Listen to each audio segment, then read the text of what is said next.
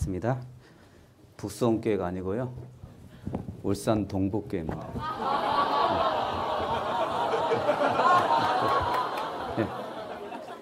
내일까지 부모님 모시고 오세요. 반갑습니다. 자리가 좀 많이 오셔서가 아니고 좀 비좁은 자리라 그럴 것 같습니다. 뒤에 좀 못 들어오신 분들은 넓은 대강당으로 가셔요. 여기 별거 없습니다. 여기. 좀 이렇게 많이 불편하실 것 같은데요. 오늘 말씀이 2시간 이렇게 정해져 있는데 될 수 있으면 조금 3시간 정도 하는 걸로 그렇게 하겠습니다. 좀 짧게 하겠습니다. 짧게. 아마 많이 피곤하고 불편하실 것 같습니다. 이렇게 뵙게 돼서 너무 반갑고요. 또 아마 새로운 주제라서 이렇게 많이 오신 것 같은데 제가 이제 연말에 이렇게 울산 동북교회로 발령이 나서 이사하고 또 울산 동북교회가 교회당 건축을 했거든요.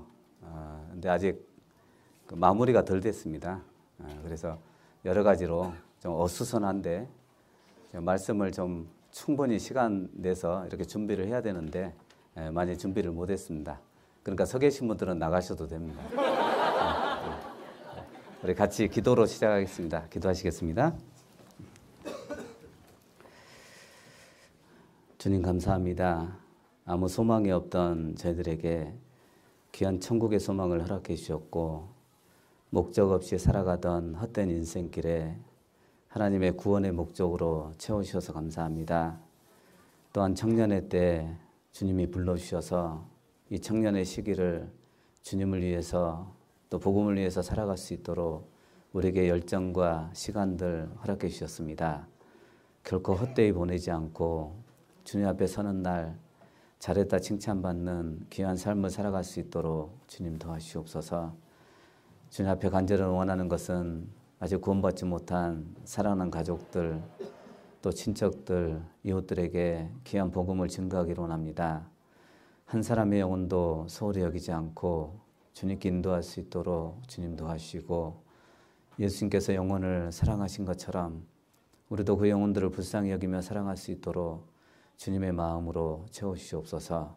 진행되고 있는 우리 동계수련회 주님의 은혜 가운데서 진행되며 또 새로운 한 해를 준비하는 또 새로운 각오도 허락해 주셔서 이제 지나간 일은 잊고 또 새로운 한 해를 준비할 수 있도록 우리 청년들에게 힘과 지혜를 허락해 주시옵소서. 오늘 필요한 말씀에 주 성령께서 함께해 주시옵소서.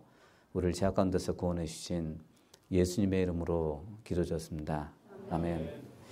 우리 성경 하나 사도행전 보겠습니다. 우리 사도행전 28장 보시죠.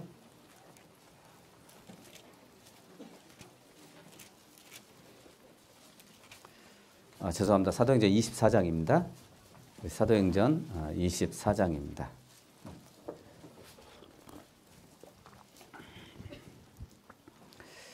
사도행전 24장 24절부터 27절까지입니다. 사도행전 24장 24절부터 27절까지 우리 찾으셨으면 같이 읽겠습니다. 수일 후에 벨릭스가 그 안에 유대 여자 드루실라와 함께 와서 바울을 불러 그리스도 예수 믿는 도를 듣거늘 바울이 의와 절제와 장차 오는 심판을 강론하니 벨릭스가 두려워하여 대답하되 시방은 가라 내가 틈이 있으면 너를 부르리라 하고 동시에 또 바울에게서 돈을 받을까 바라보는 거로 더 자주 불러 같이 이야기하더라.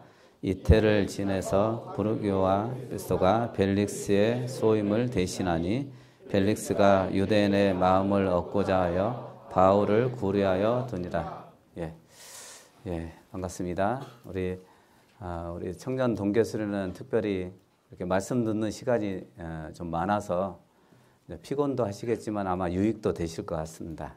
우리 청년회 때 가장 성경도 많이 보고 그리고 또 들으면 잊지 않는 그런 시기잖아요. 아마 좋은 시기를 나중에 시간이 몇 년 지났을 때 또 봉사에 갔을 때 지금 이 자리에 계셨던 것을 아마 자랑스럽게 생각하실 것 같습니다. 또 간증도 그때 청년들에게 앞으로 길게 잡아서 한 10년 지나면 또 청년들에게 이런 간증을 하겠죠. 우리 그때 동계 수련회 때 이런 말씀도 들었다고, 이런 교제도 했다고.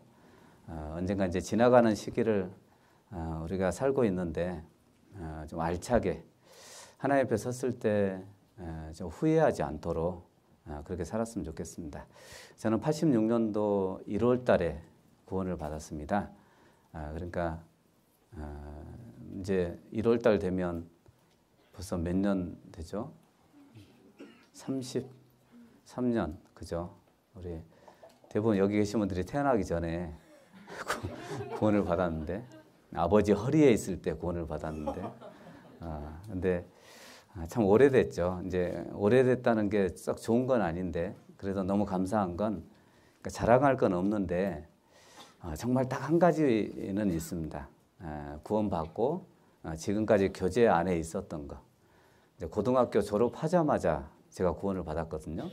그러니까 오로지 청년의 시기를 제가 전도인 될 때까지, 34살 때까지 딱 청년회에서만 몸담고 같이 교제를 했습니다. 근데 지금도 이제 그것은 후회되지 않습니다. 우리 세상 친구들처럼 또 세상 사람들처럼 세상 것도 좀 즐겨보고 세상의 맛도 보고 이렇게 뭐 그걸 즐거움이라고 생각을 하잖아요. 근데 참 교회 안에서의 즐거움을 많이 누렸던 것 같습니다. 그래서 지금도 후회하지 않는 건 그냥 이 안에 있었던 것, 그리고 가장 자랑스러운 것도 또 자랑할 만한 것도 아무것도 없는데 그냥 이 안에 있었던 것, 우리 대한예수교 침례 안에 있었던 것, 그 안에 구원받은 식구들과 같이 교제했던 것. 근데 너무 감사하죠. 근데 또 한편의 마음에 좀 아쉬운 건 이제 다시 갈 수 없다는 거. 가고 싶어도 안 받아주죠. 당연히 청년회에서. 청년회에서 제가 청년회 간다 그러면 당연히 청년회장을 시켜야 될 텐데 당연히 안 받아주겠죠. 근데 그게 좀 아쉽습니다. 다시 갈 수 없는 시기를 보냈다는 거. 이제 물론 지금도 마찬가지입니다. 이제 봉사회인데 또 다시 오지 못하는 그런 시기를 보내고 있습니다. 그래서 오늘 특별히 제목이 그리스도인의 균형 잡힌 신앙생활. 근데 사실 제목은 굉장히 쉬운 것처럼 느껴졌는데 이렇게 제가 준비하면서 참 어렵더라고요. 이렇게 균형 잡히게 신앙생활 한다는 게 어떤 식으로 해야 또 어떤 방법으로 해야 그리스도인들이 또 이 세상과 섞여 있는 사람들인데 구원받은 사람들은 이 세상에 살고 있잖아요. 그래서 참 어려운 문제라는 생각도 들었고 또 이제 끝에쯤에 질문 말씀드리겠지만 모든 우리 청년들이 겪고 있는 그런 어려움들 같습니다. 저도 직장 생활도 해봤고 또 교회 안에서 또 직원으로 근무도 했고 또 봉사하고 이제 지금은 이제 전도인의 일을 하고 있는데 이제 저도 가정이 있고 제 아이들이 있고 그런데 그런 거 생각하면 오로지 제가 교회만 생각할 수도 없고 오로지 가정만 생각할 수도 없고 참 어렵더라고요. 그런 문제들이. 그러니까 어느 쪽으로 시간을 많이 할애하고 또 어느 쪽을 좀 더 중요하게 생각하고 더 무겁게 생각하고 이제 이런 차이지 이렇게 평등되게 생각할 수는 없겠더라고요. 생각을 해보니까. 그래서 오늘 시간이 되는 대로 제가 몇 가지만 같이 생각을 해보고 또 질문이 4분 정도가 질문을 하셨어요.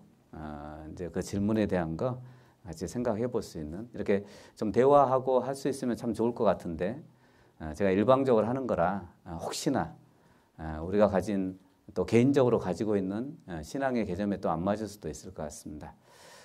제가 시작하기 전에 서두 차원에서 내가 자주 집회 때도 이렇게 말씀드렸지만 어머님에 대한 말씀을 좀 드리려고 합니다. 이제 저희 어머님이 저는 초등학교 6학년 때까지 외갓집에 맡겨 살았거든요. 이제 아버님 때문에 이제 아버님이 3살 때 나가셔서 20살 때 들어오셨거든요, 집에. 그래서 20살 때 들어오셔서 1년 동안 같이 사셨어요. 말기 암에 걸려서 오셨거든요. 근데 제가 1년 동안 살면서 아버지라고 안 불렀습니다. 한 번도 불러본 적이 없어요. 제 인생 지금까지 살면서 아버지 이렇게 해본 적이 없습니다. 구원받고 해봤어요. 하나님께 구원받고. 제 육신의 아버지에게는 아버지라고 안 불렀습니다. 1년 동안 살았는데 마치 없는 사람 취급을 했었습니다. 그때 제가 구원받지 않았을 때거든요. 왜냐하면 너무 미워서 그랬어요. 3살 때 나가시고 나서 다 흩어져 살았거든요. 뿔뿔이 흩어져 살았습니다. 저는 외갓집에 맡겨 살고, 저희 형들은 직장 생활하고, 이제 거의 대부분 이제 성공하셨죠. 뭐 구원 받았으니까 또 성공하셨고, 또 저희 막내만 데리고 저희 어머님이 전라남도 광주에서 식당 일을 하셨거든요. 그리고 중학교 때 모여 살았어요. 서울에서. 그러니까 대부분의 시간을 서울에서 살았으니까요. 근데 단칸방에서 살았어요. 단칸방에서 5명이죠, 총. 근데 너무 행복했어요, 그게. 그 단칸방에서 사는 것조차도 진짜 제일 행복했던, 육신적으로는 가장 마음이 편하고 행복했던 시기입니다. 왜냐하면 제가 초등학교 내내 이렇게 시골에 살았는데 마을에서 명절만 되면 형들을 기다리고 엄마를 기다렸던 그런 기억이 나요. 지금도 생생해요, 그런 기억이. 그래서 아이들과 놀다가 아이들은 들어가잖아요, 집으로. 그래서 저는 외갓집에 살았으니까 그렇게 잘해주셨거든요. 할머니도 잘해주시고. 그런데도 정말 엄마 오늘 오시지 않을까? 형들이 오지 않을까? 저녁 늦게까지 기다렸다가 들어갔던 그런 기억이 납니다. 그래서 그런지 저희 어머님은 저에게 한 번도 회초리를 들어본 적이 없어요. 그러니까 너무 좀 짠했던 거죠. 맡겨서 이렇게 살게 했으니까. 그래서 이제 중학교 때부터 이렇게 같이 이제 생활하면서 정말 행복감을 느꼈습니다. 그리고 엄마에 대한 사랑, 제가 아버지에 대한 사랑은 없습니다. 전혀 그런 기억도 없고, 뭐 기억도 안 나죠. 얼굴도 기억 안 나고, 1년 동안 사실 때 그 모습밖에 모르죠. 암에 걸려서 오셨던. 그런데 어머님에 대한 사랑은 굉장히 깊습니다.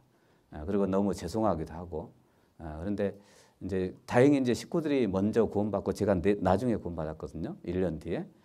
이제 구원받고 이렇게 어머님은 항상 그 모습밖에 없어요. 저를 보면 항상 안아주셨던 늘 그 모습, 그러니까 가장 기억나는 모습이 그 모습이에요.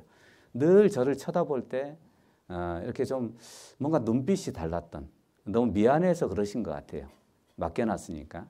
그래서 서울교회에서 이렇게 뵈도 항상 안아서 항상 한마디 하시는, 사랑한다. 밥 먹었냐. 너무 평범한 얘기죠. 뭐 밥 먹었냐. 이거 너무 평범한 얘기인데 엄마가 해주는 그 말은 달라요. 평범한 게 아니에요. 그 말 속에는 다 들어있어요. 그 엄마의 마음이 다 들어있습니다. 그런데 그때 그 사랑한다고 하셨을 때 진짜 너무 죄송한 건 화답해 본 적이 없는 것 같아요. 제가 엄마 저도 사랑해 이래 본 적이 없는 것 같아요. 그런데 지금은 이제 요양원에 계시거든요. 이렇게 치매 걸리셔서 서울교회 근처에 계시는데, 근데 이번에 제가 이제 북선에 있다가 가까운 데 있다가 울산 동부로 발령 났잖아요. 너무 죄송한 거예요. 그래서 갈 때마다 제가 저희 어머님께, 저는 이제 아직도 엄마라 그러는데 이제 못 알아보셔요. 자식도 못 알아보고 이제 이렇게 움직이면 눈동자만 왔다 갔다 하시거든요.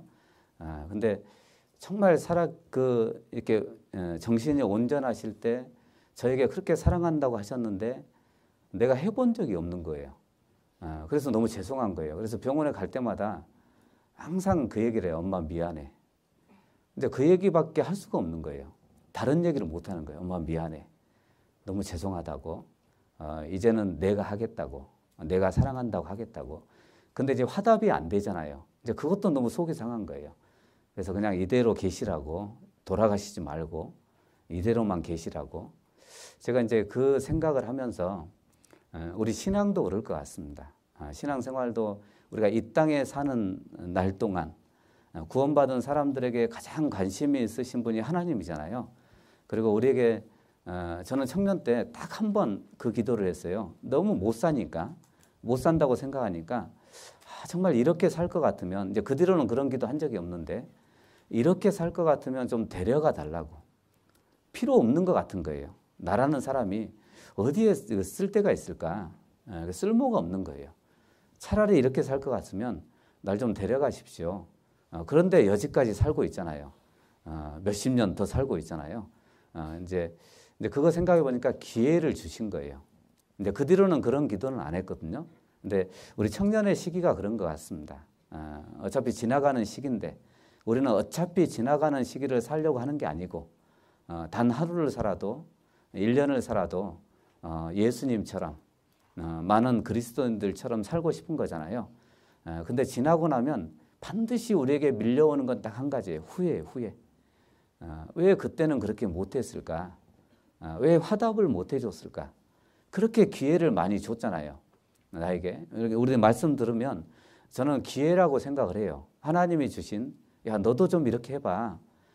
내가 이런 마음을 가지고 있으니까 너도 좀 이런 마음 가지고 나에게 좀 보답해 보라고. 그러니까 보답할 수 있는 기회를 준 거잖아요. 근데 그게 하나님이 받으시려고 하는 게 아니고 하나님이 받으셔서 뭐 하겠습니까? 부족한 게 없으신 분인데 이 세상을 창조하신 분인데 그런데 나중에 주시려고 하는 거잖아요. 나에게 도로 갚아주시려고 하는 거예요. 그런데 우리는 시간이 지나고 또 오랜 시간이 지나면 그런 후회를 해요. 왜 그때 그렇게 못 살았을까? 그러니까 저는 어머니 보면 정말 눈물밖에 안 나요. 지금도. 그래서 요양원에 가면 그냥 눈물 울다 와요. 울다. 어머니 얼굴 보면서 엄마 미안해. 이러고 와요. 울다가. 왜 그때 이렇게 같이 화답을 못 해줬을까? 근데 지금은 안 돼요. 그게. 왜요? 지났어요. 이제. 그런 시기가 이미 지났어요. 또 그런 기회도 없어요. 이제는 제가 일방적으로 해야 되는 시기예요. 그러니까 우리 신앙이 그럴 것 같습니다. 우리가 청년 때 구원받은 건 너무나 좋은 기회를 주셨고 특권을 주셨습니다. 하나님이요. 그냥 이렇게 살다가 어른 되라고 결혼하라고 주신 건 아닐 것 같아요.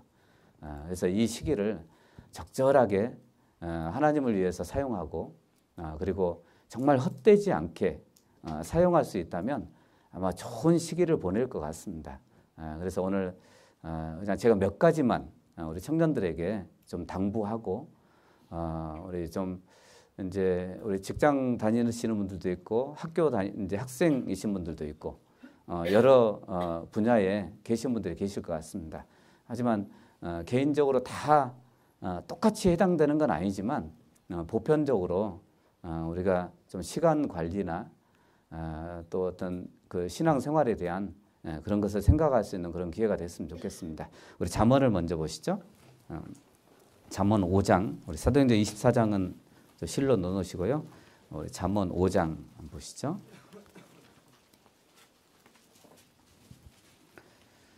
잠언 5장 7절입니다. 5장 7절.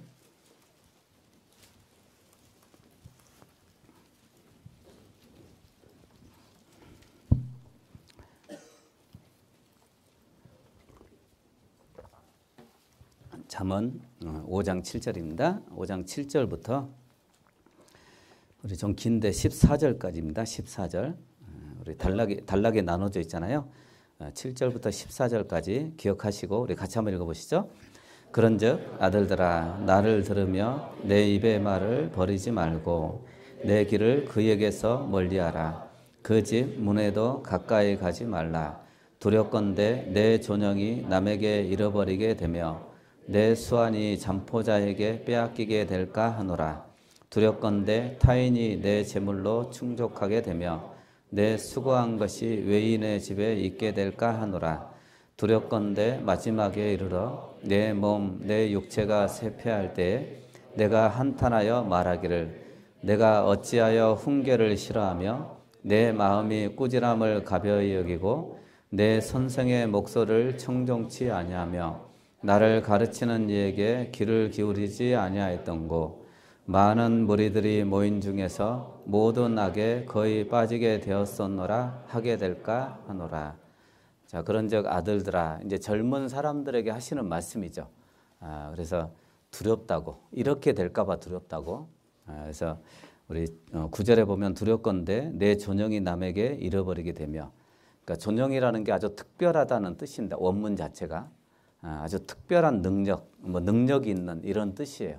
그러니까 마치 청년의 여기는 이제 그 젊은 사람들에게 하시는 그 솔로몬이 젊은 사람에게 하는 이야기예요. 물론 하나님이 우리에게 하시는 말씀이죠. 아들들아, 젊은 사람들에게. 그러니까 청년의 어떤 패기, 원문 자체가 그래요.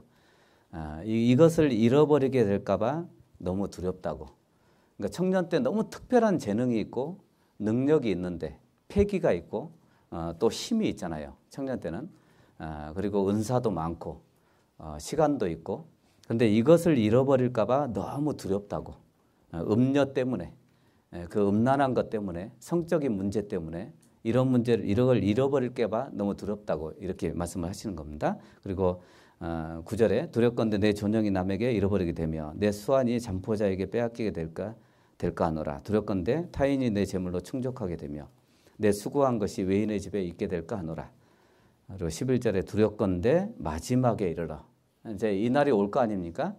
내 인생의 마지막에 이르러 내 몸, 내 육체가 쇠퇴할 때 내가 한탄하여 말하기를 내가 어찌하여 훈계를 싫어하며 내 마음이 꾸지람을 가벼이 여기고 내 선생의 목소리를 청종치 아니하며 나를 가르치는 이게 귀를 기울이지 아니하였던고. 그래서 두렵다고. 이런 날이 올까 봐. 이제 오잖아요. 마지막에 이르러서 내 몸이 내 육체가 쇠퇴할 때 왜 그때 훈계를 싫어했고 그때 왜 그렇게 살 걸 왜 그렇게 못 살았을까? 이런 날이 올까 봐. 우리 청년의 시기가 그러지 않았으면 좋겠습니다. 나중에 시간이 지났을 때 후회하지 않도록 내가 이렇게 살았던 거 후회하지 않도록. 그래서 아마 말씀도 들을 것 같아요. 그래서 이렇게 앉아 계시는 거잖아요. 그러니까 정말 이 청년의 때 구원받게 하신 이유가 있을 거고 또 젊었을 때 하나님이 부르신 이유가 있을 거 아닙니까? 젊었을 때 멍에를 매게 하신 이유도 있을 거 아닙니까? 그건 하나님이 그 사람에게 주신 능력 있는 그 패기 있을 때 주신 능력이거든요. 근데 그것을 혹시 올바로 보내지 않을까 봐 특별한 능력을 잃어버리게 될까 봐 그리고 내 수완이 잠포자에게 빼앗기게 될까 하노라. 이 수완이라는 게 어떤 그 해, 1년, 2년 이런 개념이거든요. 그러니까 남은 해, 남아있는 기간들 이걸 빼앗기게 될까 봐. 그러니까 지금도 빼앗기고 남아있는 기간까지 빼앗기게 될까 봐. 이제 그게 두렵다고 얘기하는 겁니다. 저도 청년 때 구원받았으니까. 근데 청년 때 구원받고 너무 안타까운 건 거의 대부분 너무 감사한 건 거의 대부분 목사님들이에요. 그때 사진 보면 옛날 사진 지금도 가지고 있거든요. 야외교제 갔던 사진 있잖아요. 그렇게 많지가 않아요. 서울교회 청년회가 많지 않았습니다. 근데 거기 보면 거의 대부분 목사님들이에요. 그런데 또 안타까운 건 없는 분들도 많아요. 그 사진 속에 있었던 그때 그렇게 열정적으로 복음 전하고 또 임원 생활을 했던 분들 그때 당시에. 근데 그분들이 없더라고요. 이제 어디로 갔는지 모르겠지만 근데 그런 남아있는 시간들을 빼앗겨 버린 거죠. 어떤 이유인지는 모르겠지만 그런 시간들을 허비하고 낭비를 해버린 겁니다. 그래서 우리 구원받은 사람들이 그 시간에 대한 개념, 어떤 기회, 때에 대한 개념도 잘 설정을 하면 좋을 것 같습니다. 이때가 항상 지속되는 건 아니구나. 언젠간 끝나는구나. 또 봉사에 가면 봉사의 때가 언젠가 끝날 거고 은장에 가면 은장의 때가 언젠가 끝날 거 아닙니까? 근데 반드시 아셔야 될 건 청년의 때 할 수 있는 게 있고 또 봉사의 때 할 수 있는 게 있고 가면 은장의 때 할 수 있는 게 있어요. 청년의 때 할 수 없는 것도 있지만 청년의 때만 할 수 있는 것도 있어요. 봉사의 때, 청년의 때를 못 해요. 그런 시기라는 게 있거든요. 근데 그런 시기들을 보내고 나서 나중에 정말 눈물을 흘리면서 통곡을 하면서 후회하지 말자 얘기입니다. 정말 이렇게 보내기를 잘했다고 우리 사도 바울처럼 나는 내가 달려갈 길을 다 마쳤다고 이렇게 얘기할 수 있다면 얼마나 좋겠습니까? 그래서 우리가 청년의 때 특별히 좀 시간 관리도 잘해야 될 것 같고 그래서 오늘 몇 가지 먼저 이제 시간 관리에 대한 몇 가지만 제가 생각을 해보고 그리고 질문에 대한 그런 내용들을 같이 생각을 해보려고 합니다. 우리 청년의 때 시간이 가장 많거든요. 저도 살아보니까 그래요. 제일 많아요. 그러니까 정말 바쁘다고 이야기하지만 시간이 가장 많고 또 마음도 가장 좋을 때가 청년의 때 같아요. 그래서 이 청년의 때 좀 시간을 낭비하는 시간을 좀 줄였으면 좋겠습니다. 내가 낭비하는 시간들이 굉장히 많더라고요. 보니까 저도 이렇게 하루의 삶을 보면 낭비하는 게 많아요. 그러니까 쓸데없는데 낭비하는. 근데 시간이 너무 빨리 가요. 인터넷 한 번만 봐도 1시간 그냥 훌쩍 지나가거든요. 근데 그런 시간만 줄여둬도 우리가 할 수 있는 일들이 굉장히 많거든요. 그래서 그 시간 관리에 대해서 좀 중요하게 생각하고 특히 청년의 때는 뭐 핸드폰을 본다든지 그런 낭비하는 시간을 좀 줄였으면 좋겠습니다. 쓸데없이 보는 게 많더라고요. 보니까 이렇게 들어가는 게 많고 그리고 별로 이제 중요하지 않은 거에 이렇게 관심을 두고 이런 시간들이 굉장히 많더라고요. 이제 우리가 되게 전도를 하면 가장 많이 하는 이방인들에게 듣는 이야기가 시간이 없다는 얘기거든요. 근데 우리는 다 핑계처럼 듣잖아요. 그거를요. 당연히 핑계처럼 보이죠. 그리고 실제로 핑계죠. 시간이 없다는 건 핑계죠. 우리도 마찬가지예요. 우리 그리스도인도 마찬가지거든요. 나는 너무 바빠. 시간이 없어. 근데 핑계처럼 들리는 게 많아요. 자기가 하고 싶은 건 다 하거든요. 실제로. 가고 싶은 데는 다 가거든요. 그런데 하고 싶은 거 하고 가고 싶은 거 가는데 자기는 시간이 없다고 얘기하는 거예요. 왜 그러냐면 낭비되는 시간이 너무 많은 거예요. 허비되는 시간이, 그러니까 새는 시간이 너무 많은 거죠. 그래서 시간을 좀 아깝게 생각하고 성경에 있는 대로 세월을 아끼라 그랬잖아요. 세월을 아끼라는 게 기회를 사란 얘기예요. 돈 주고 사는 것처럼. 이제 기회가 있으면 살 수만 있으면 살아 계십니다. 근데 우리는 그게 다 기회거든요. 그래서 우리가 수고해서 살 수 있으면 때가 악하니까 기회를 사서 주님을 위해서 살 수 있는 우리 골로새서 한번 보시죠. 골로새서 4장 한번 보시겠습니다. 골로새서 4장입니다. 4장.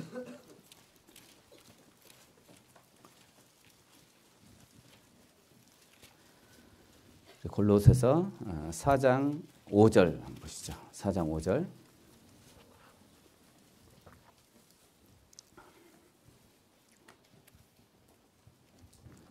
골로새서 4장 5절입니다. 4장 5절. 우리 5절 찾으시면 5절만 우리 같이 한번 읽어보시죠.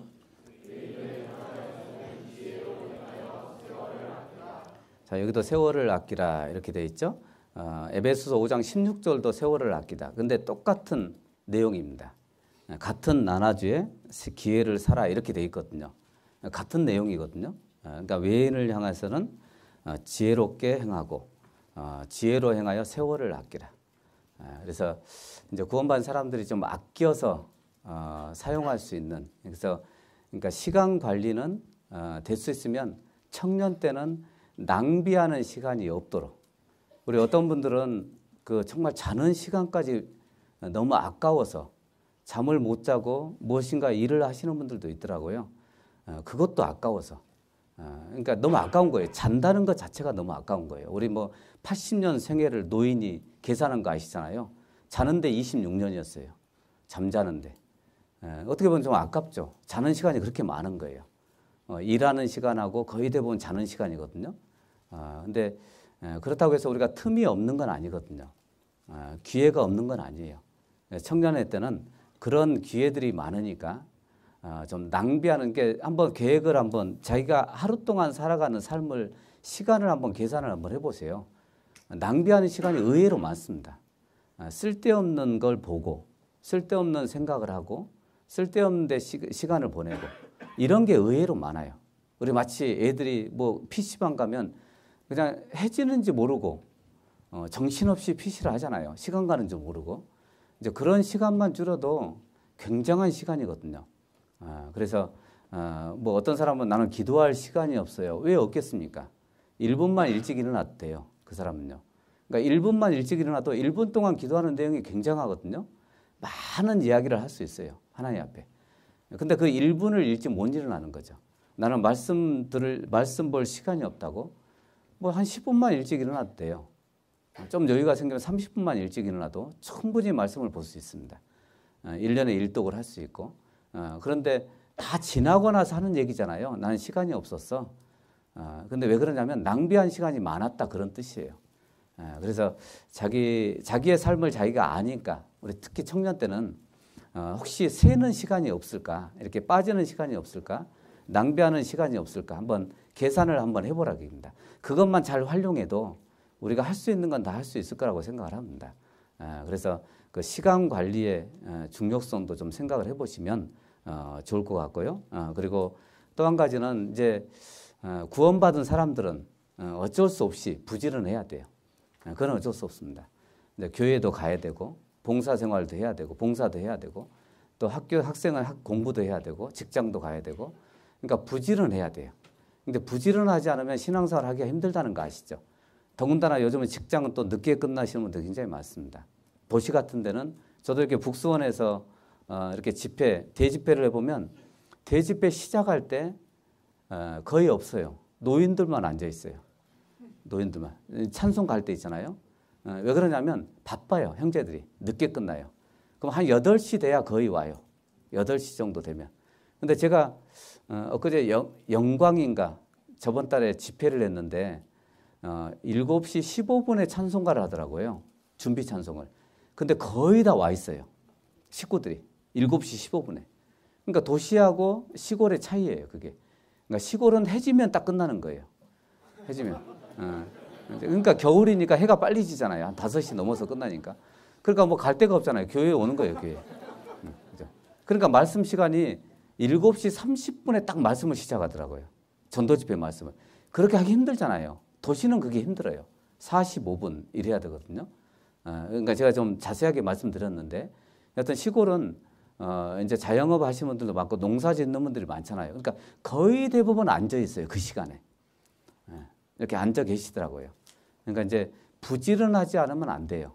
우리가 집회가 있을 때도 부지런해야 되고 우리 주일날도 사실 아이들 같은 교회 학교 아이들 같은 경우 학교 가는 시간보다 더 일찍 일어날 때도 많습니다. 그러니까 부지런해야죠. 그래서 청년회 때 특별히 좀 부지런하게 예수님도 이렇게 식사할 겨를도 없이 다니셨다 그러잖아요. 우리 마가복음 한번 보시죠. 마가복음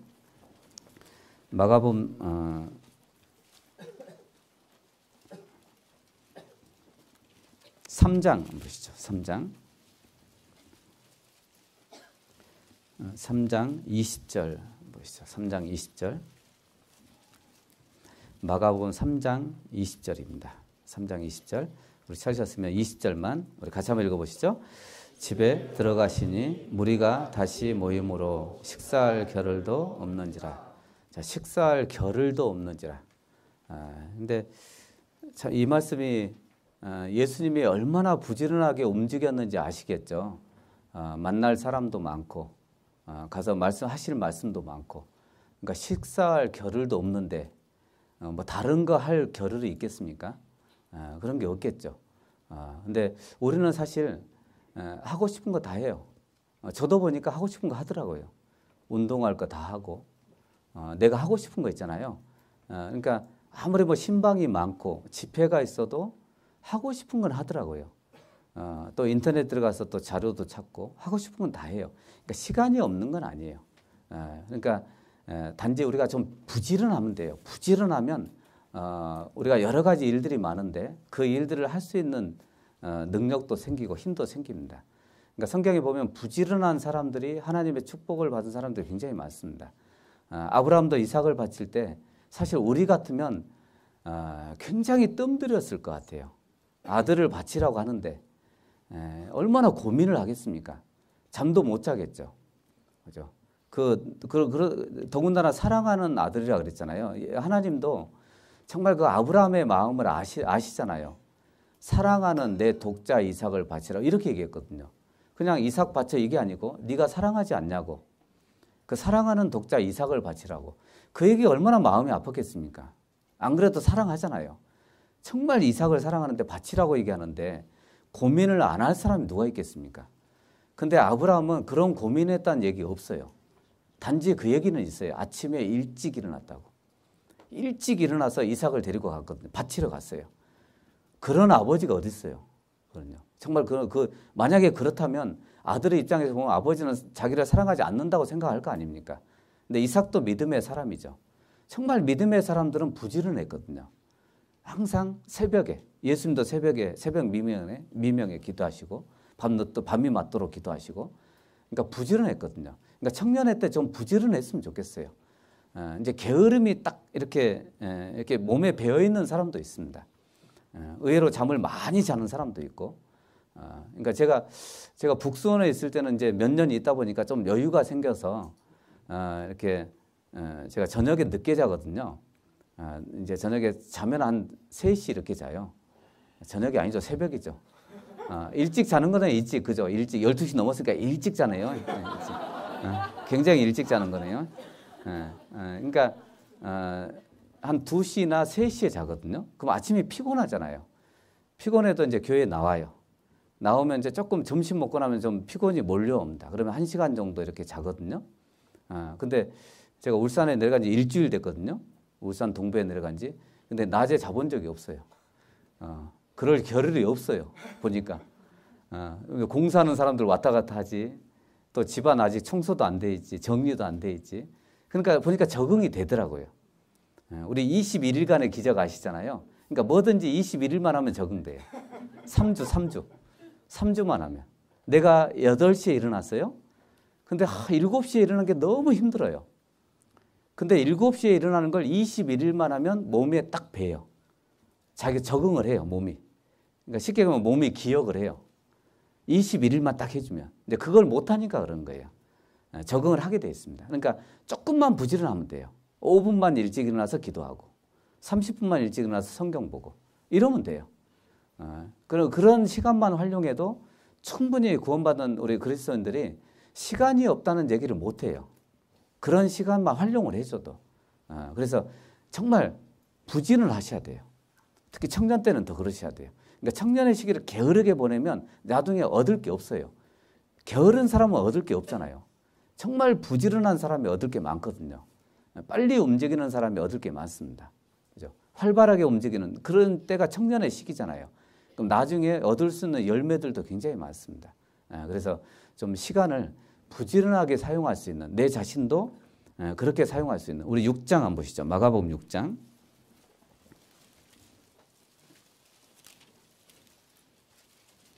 6장 31절입니다. 31절.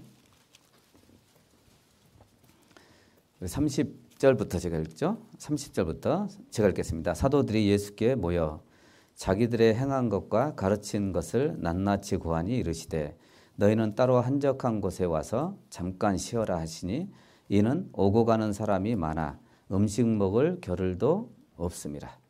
자, 이 모습이 예수님의 모습이었을 것 같습니다. 또 예수님은 짧은 33년의 생애를 사셨습니다. 더군다나 공생의 기간, 공적인 활동의 기간은 3년 반 정도밖에 안 되거든요. 그러면 3년 반 동안 정말 그 3년 반의 기록이 여기에 기록되어 있는 거잖아요. 어렸을 때 기록은 잠깐 조금 나와 있지만 거의 대부분 예수님의 생애 3년 반의 기간이 여기에 복음서에 기록이 되어 있거든요. 근데 그 3년 반의 기간이 우리 같으면 3년 반 그러면 너무 빨리 지나가잖아요. 뭐 한 것도 없이 지나간 것 같은. 우리 1년 그러면 벌써 1년 됐어? 그러잖아요. 오늘 마지막 날이잖아요. 2017년도 마지막 날이거든요. 벌써 이렇게 됐어? 이런 생각이 들잖아요. 근데 예수님은 3년 반의 기간을 마치 350년을 보낸 것처럼 우리는 그렇게 읽어요. 성경을 보면. 왜 그럴까요? 그렇게 부지런히 움직이셨으니까 그래요. 알차게 움직이셨으니까. 그러니까 쓸모없는 시간이 없었으니까 그래요. 낭비하는 시간이 없었으니까. 그게 예수님의 공생의 기간이었거든요. 그 3년 반이 우리가 느껴질 때는 3년 반으로 안 느껴지는 거예요. 정말 예수님은 다 하고 가셨잖아요. 그죠? 다 우리를 구원하는 것도 다 하셨고, 그리고 충분히 하실 말씀도 다 하셨거든요. 그죠? 그게 예수님의 공생의 기간이었습니다. 그러니까 왜 그러냐면 낭비하는 시간이 없었고, 또 한 가지는 부지런하셨습니다. 정말 식사할 겨를도 없이 부지런하게 움직이셨습니다. 그게 예수님의 모습이었거든요. 그러니까 우리 청년들이 좀 부지런해야 돼요. 정말 부지런하게 이렇게 움직여야 됩니다. 우리 예수님이 돌아가시고 부활하신 이후에 빈 무덤을 봤던 마리아 아시잖아요. 아침에 일찍 갔거든요. 안식구 첫날 일찍 갔어요. 얼마나 기다렸겠습니까? 안식일은 지켜야 되겠고 안식일날 가면 안 되니까. 그래서 안식일이 딱 끝나자마자 간 거예요. 우리 누가복음 한번 보시죠. 누가복음 24장 보시죠. 누가복음 24장입니다. 24장 1절입니다. 1절.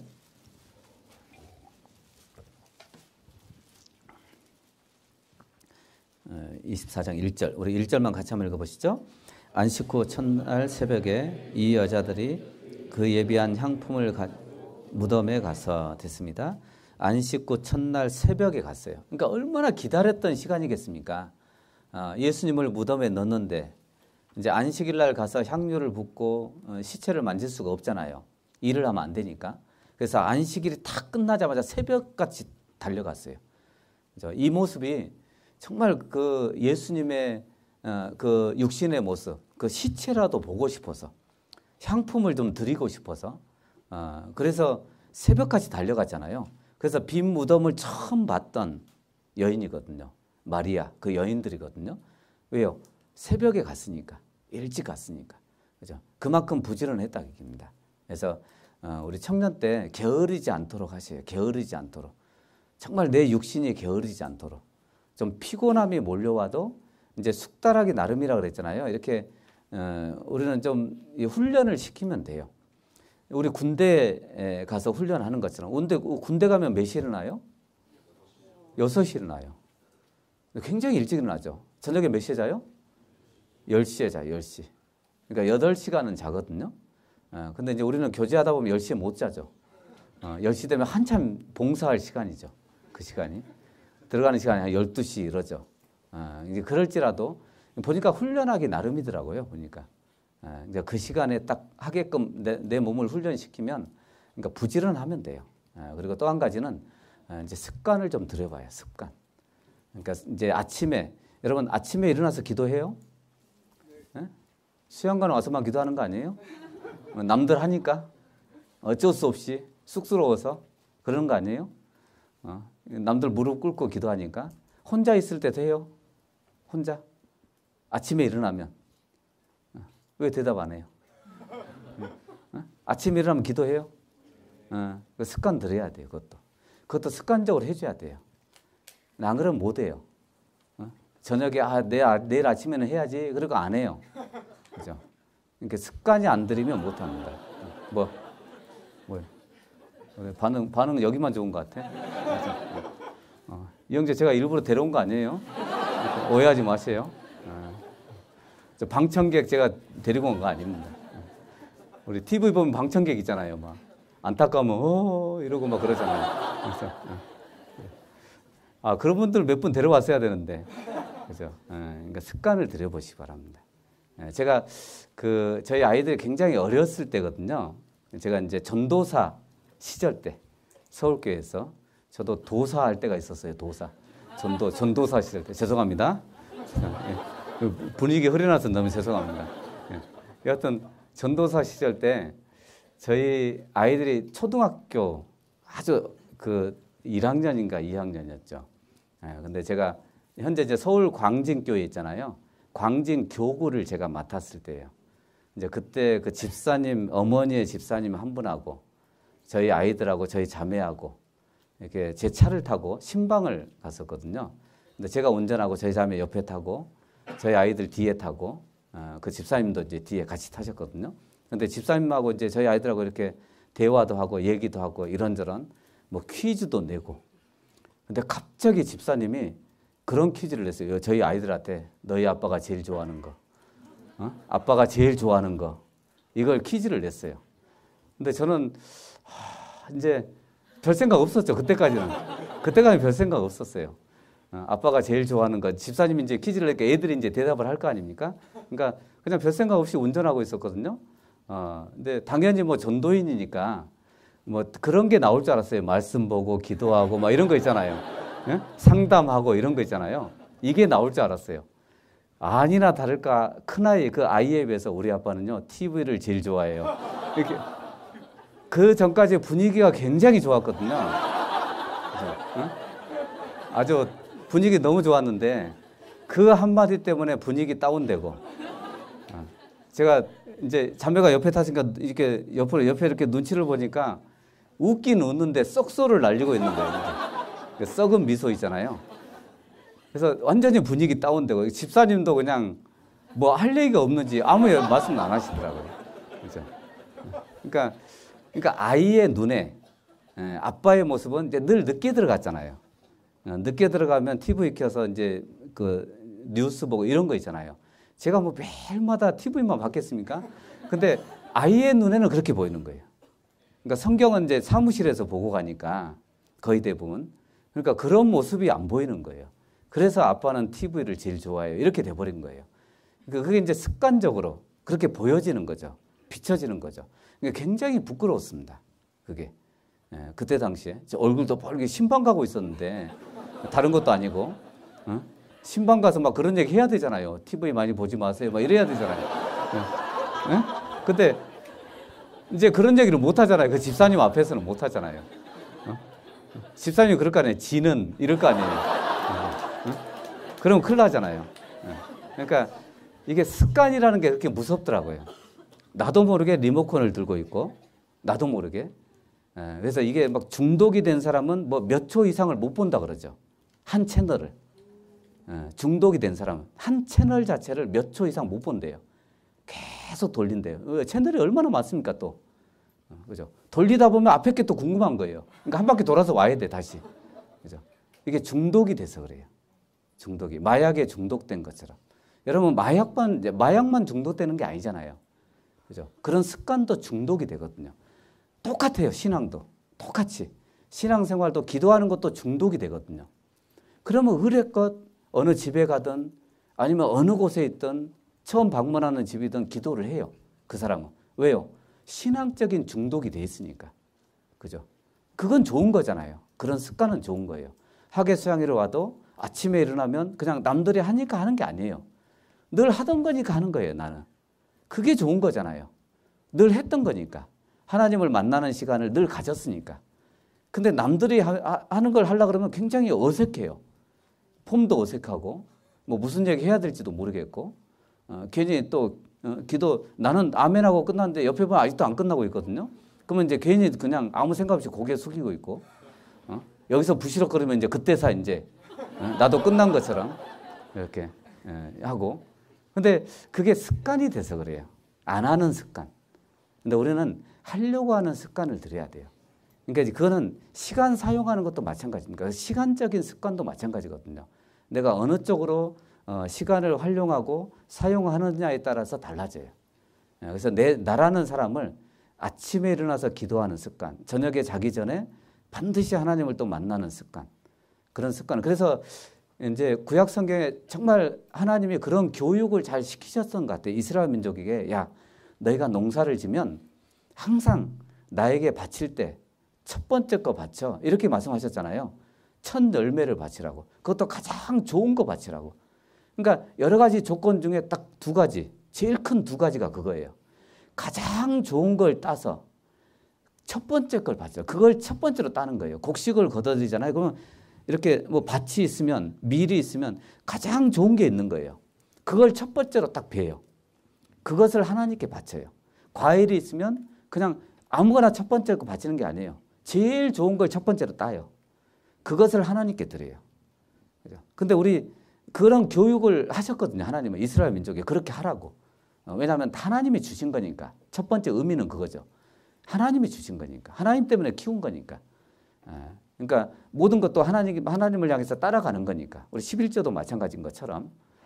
또 신앙적으로는 우리가 교훈이 되죠. 아침에 첫 시간. 마치 첫 열매처럼.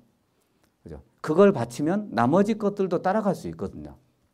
근데 아침에 그냥 일어나자마자 세수하고 아무 생각 없이 화장실 가고 그냥 내 하나님 생각 없이 기도하고 없이 그렇게 하면 하루를 또 그렇게 살아요. 그 사람은.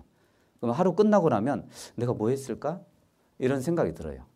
그러니까 습관을 들여보라고 얘기입니다. 시간 사용하는 것도 습관을 들여보세요. 그래서 낭비하는 시간을 사용하고 있는 습관이 있으면 진짜 그 습관이에요. 우리 핸드폰 보는 것도 습관이잖아요. 불안하잖아요. 내 손에 안 잡혀 있으면 불안하잖아요. 그게 습관이 돼서 그래요. 말씀 시간에는 딱 꺼버리고 다른 데 넣어놓고 아예 가방 속에 넣어놓다든지 아니면 다른 데 맡겨놓는다든지 이게 제일 좋습니다. 우리 중고등부가 그렇게 하잖아요. 실제로. 말씀 전에 중고등부 하기 전에 다 걷어서 이렇게 왜냐하면 그게 습관이 되면 괜찮아요. 사용을 안 하는 습관. 제가 어떤 그 뉴스 보니까 1년 동안 그 핸드폰을 그러니까 남의 거든 내 거든 1년 동안 사용을 안 하면 몇 억을 주는 데도 있더라고요. 이제 그런 이벤트를 하는 데도 있어요. 근데 그게 굉장히 어렵답니다. 늘 사용하던 사람이 그거 사용하지 않는다는 게 그렇게 어렵대요. 그렇게 힘들대요. 우리 현재 터치하는 걸로 돼 있잖아요. 터치하는 걸로 돼 있죠. 뭐 옛날 폴더 이런 거 좀 사용하겠어요? 뭐 인터넷도 안 되는데 사용 못 하죠. 습관이 돼 있으니까 그래요. 그러니까 좋은 것에 습관이 돼 있으니까 안 좋은 것을 못 쓰는 거예요. 그죠? 근데 안 좋은 것에 습관이 돼 있다가 좋은 걸 쓰면 또 다시 못 돌아가는 거예요. 그러니까 우리 몸도 마찬가지예요. 그러니까 익숙하게 만든다는 게 그런 거거든요. 그러니까 신앙적으로 중독이 되게끔 일단은 그렇게 만드는 게 좋아요.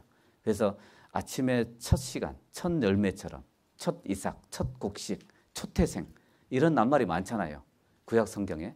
그래서 습관적으로 그렇게 했으면 좋겠습니다. 그죠? 뭐 그런 얘기 들어보셨죠? 며느리가 담배를 펴요. 근데 한 번도 시어머니에게 걸린 적이 없어요. 담배를 피는데. 한 번도 걸린 적이 없습니다. 그런데 어느 날 걸렸어요. 고추 꼬다리 딸 때 걸렸어요. 고추. 며느리가 고추 꼬다리 탁 타더니 고추를 잡고 터는 거예요. 이렇게 터는 거예요. 그때 걸렸어요. 이게 습관이 되는 거죠. 습관이. 그죠?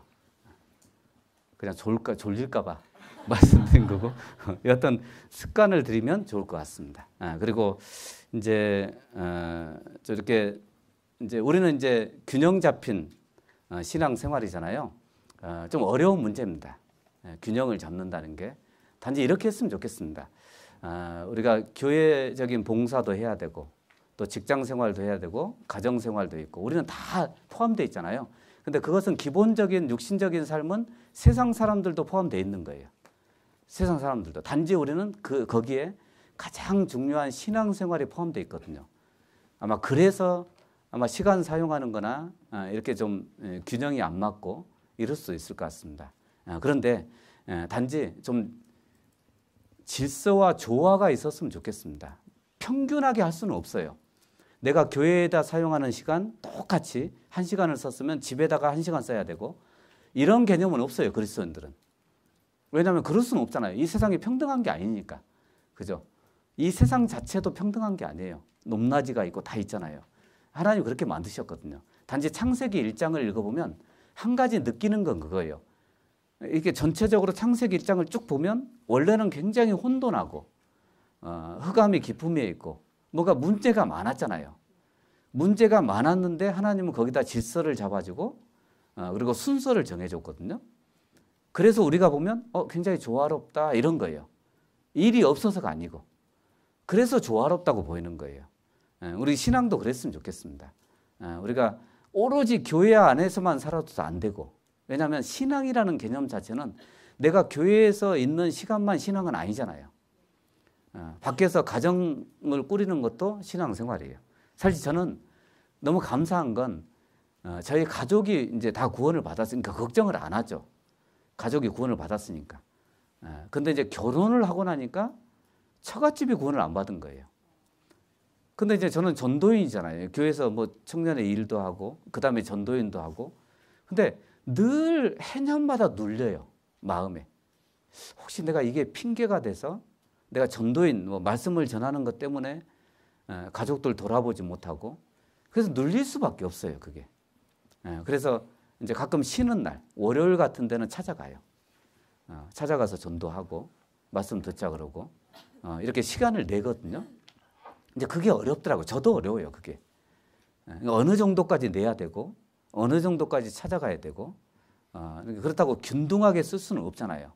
이제 그런 개념은 아니니까 성경 자체는. 그죠? 그래서 질서와 조화가 있어야 되는데 단지 이렇게 하시면 될 것 같아요. 그러니까 극단적으로는 하지 말라고 얘기입니다. 나는 교회에서 봉사하니까 가족들 전도 안 해도 그러니까 스스로 그렇게 만들지 말라고 얘기입니다. 극단적인 신앙생활 하시면 안 돼요. 신앙이라는 개념 자체는 여기 앉아있는 개념도 신앙이고 직장에 있는 것도 신앙이에요. 그래서 사도 바울도 편지를 보낼 때 형제들아 자매들아 이런 표현도 쓰잖아요. 하지만 아비들아 어미들아 이런 표현도 써요. 종들아, 상전들아. 이거는 육신적인 관계거든요. 아들들아 이런 표현은 육신적인 관계잖아요. 왜? 그것도 중요하니까 그런 거예요. 아버지의 역할이 중요하고 어머니의 역할도 중요하고 아들의 역할도 중요하고 부모의 역할이 중요하니까 상전의 역할도 중요하고 그리고 종들, 직원이죠. 직원들의 역할이 중요한 거예요. 상전에게 순종하고. 근데 나는 오로지 교회 간다는 이유 때문에 그거 하나 때문에 그걸로 나머지가 다 무마되는 게 아니에요. 그렇게 하면 안 된다. 그거는 극단적인 거예요. 그죠? 그래서 우리 아주 극단적인 구원은 안 받았지만 신앙이라고 이야기하는 사람들이 그런 사람들이잖아요. 그냥 자기들끼리 모여서 우리 한참 TV에 이슈가 됐던 어디예요? 섬에 거기가 낙원이라고 이주시켰던 데도 있잖아요. 무슨 교회? 하나로 교회인가? 맞나요? 그런 교회 있었죠. TV에 나오고 PT처럼 나오고 그랬잖아요. 이제 그렇게 흘러가는 거예요. 근데 구원받은 사람들도 그럴 수 있다 얘기입니다. 그래서 우리 청년들이 나는 교회 안에서 봉사를 이걸 맡고 있어요. 그래서 나는 집에 갈 시간도 없어요. 가족들에게 전도할 시간이 없어요. 핑계예요. 그러시면 안 돼요. 그러면 자기 만족을 위해서만 사는 거예요. 그 사람은. 진짜. 자기 만족을 위해 정말 만족해요 그러면? 그런 건 아닐 거 아닙니까? 그게 극단적인 거예요. 너무 한쪽에 치우친 거죠. 그죠? 그러니까 예수님도 11조에 대해서 말씀하실 때 이것도 행하고 저것도 버리지 말고. 그러니까 율법을 완전히 무시하신 게 아니잖아요.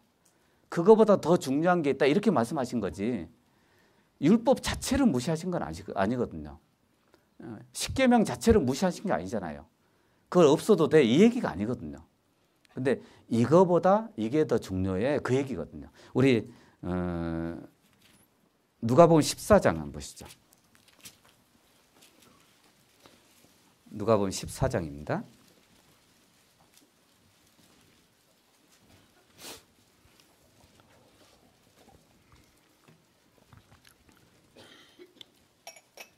누가복음 14장입니다. 우리 14장 1절 보시죠. 1절. 누가복음 14장 1절. 1절에 제가 읽겠습니다. 안식일에 예수께서 바리새인의 한 두령의 집에 떡 잡수시러 들어가시니 저희가 엿보고 있더라. 주의 앞에 고창병 든 한 사람이 있는지라.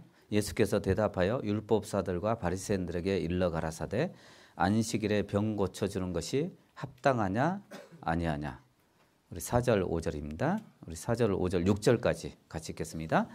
저희가 잠잠하거늘 예수께서 그 사람을 데려다가 고쳐 보내시고 또 저희에게 이르시되 너희 중에 누가 그 아들이나 소나 우물에 빠졌으면 안식일을 하도 곧 끌어내지 않겠느냐 하시니 저희가 이에 대하여 대답지 못하느니라. 그러니까 예수님은 안식일을 범하시려고 하신 건 아니고요. 안식일의 의미를 알려주려고 하신 거잖아요. 그러니까 바리새인들은 이런 거예요. 그러니까 바리새인들이 극단적인 삶을 살았다는 이유가 뭐냐면 안식일만 딱 지키면 돼요. 그러면 돼. 그럼 문제가 안 생겨요. 우리 마치 이런 거죠. 그 예루살렘에서 여리고로 내려가다가 강도 만난 사건 아시잖아요. 제사장도 지나가고 레인도 지나갔습니다. 그러니까 제사장 레인은 왜 지나가냐면 물론 이제 사랑도 없죠. 큰 의미가 그거죠. 그리고 또 한 가지 율법적으로만 딱 생각해 보면 시체를 만지면 안 돼요. 그러니까 지나가야 돼. 죽었다고 생각하니까. 거반 죽게 된 사람이잖아요. 그러니까 부정하다고 생각하는 거예요. 그러니까 그 레인도 지나가 버리고 제사장도 지나가 버린 거죠. 그러니까 바리새인들이 그랬던 거예요. 율법사들 바리새인들은 극단적인 그냥 율법만 딱 지키면 돼요. 누가 죽든 말든. 그죠? 그러면 안 되잖아요. 그러니까 예수님이 일부러 안식일 날 일하신 이유가 뭐냐면 참된 안식이 뭐냐? 진짜 안식일을 지키는 게 참된 안식이냐? 아니다. 참된 안식은 건져주는 거다 그 얘기예요. 건져주는 거다. 그죠? 그게 더 중요한 거다. 그러니까 안식일을 무시하신 건 아니에요. 그래서 안식일 날 한번 생각을 한번 해봐라. 너희 소나 심지어 아들이 구덩이에 빠졌으면 안식일인데 건져주면 안 돼요. 바리새인들의 입장에서 보면. 그런데 예수님은 빠졌으면 안 건져주겠냐? 그러니까 할 얘기가 없죠. 당연히 건져줘야죠. 만약에 안 건져줘 안식일을 지키는 문제 때문에 자기 아들이 구덩이에서 빠져서 죽어가는 모습을 봐야 되잖아요. 그럼 부모가 그게 안식이 되겠습니까? 평생? 평생 안식이 안 돼요. 똑같아요. 우리도 마찬가지예요. 우리가 봉사를 한다는 그 명분 하나 때문에 교회 일을 한다는 그 명분이 모든 걸 덮어주는 건 아니다 얘기예요. 그렇게 생각하지 말라 얘기입니다. 충분히 내가 시간 내서 가서 전도도 해야 되고 시골에 부모님이 계시면 찾아가야 되고 근데 가야 돼요. 주말에 가야 되고 내가 주말에 쉬면 금요일날 저녁에 갔다 토요일날 와도 되잖아요. 그죠? 충분히 할 수 있거든요. 근데 그냥 봉사한다는 것 때문에 다 안 해버리는 거예요. 그러니까 극단적인 삶을 살지 말라 얘기예요. 그거는 요거도 먹어요. 진짜 요거도 먹어요. 그거는. 그렇게 요거도 먹으면 안 돼요. 구원받은 사람들은. 그죠? 그래 놓고 나는 교제 때문에 그랬다고. 나는 봉사 때문에 그랬다고. 어느 어떤 행사 때문에 가족들에게 전도 못했다고.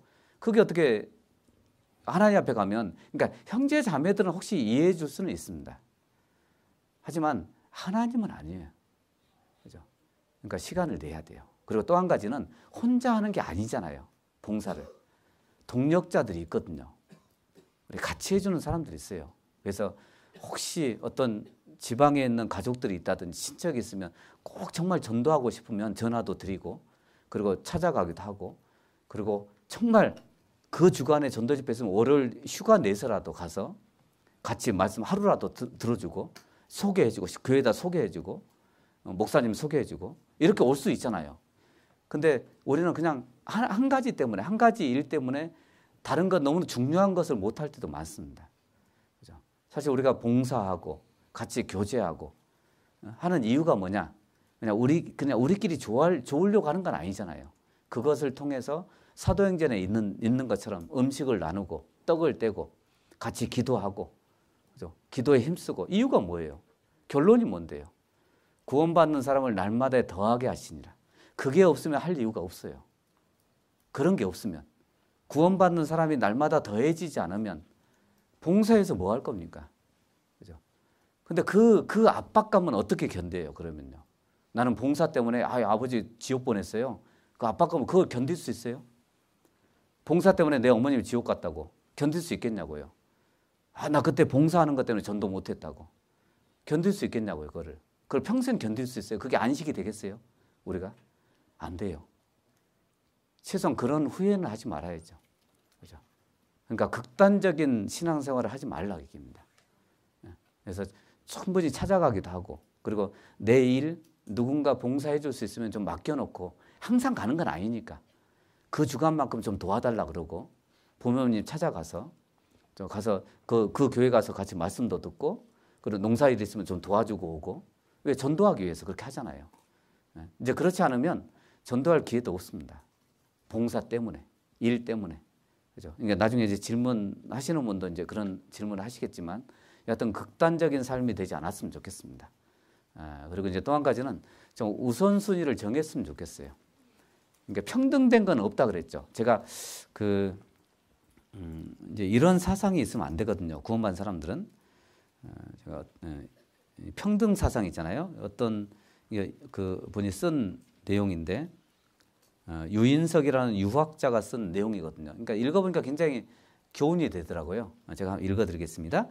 천지에 높고 낮음이 있고 만물에 크고 작음이 있으며 산에는 봉우리와 구렁이 있고 물에는 도랑과 바다가 있는 것 같이 사람의 군신과 부부와 장류와 상하와 좀비의 구분이 있고 성인과 범인, 지자와 우자의 다름이 있는데 어찌 평등이 있을 것인가?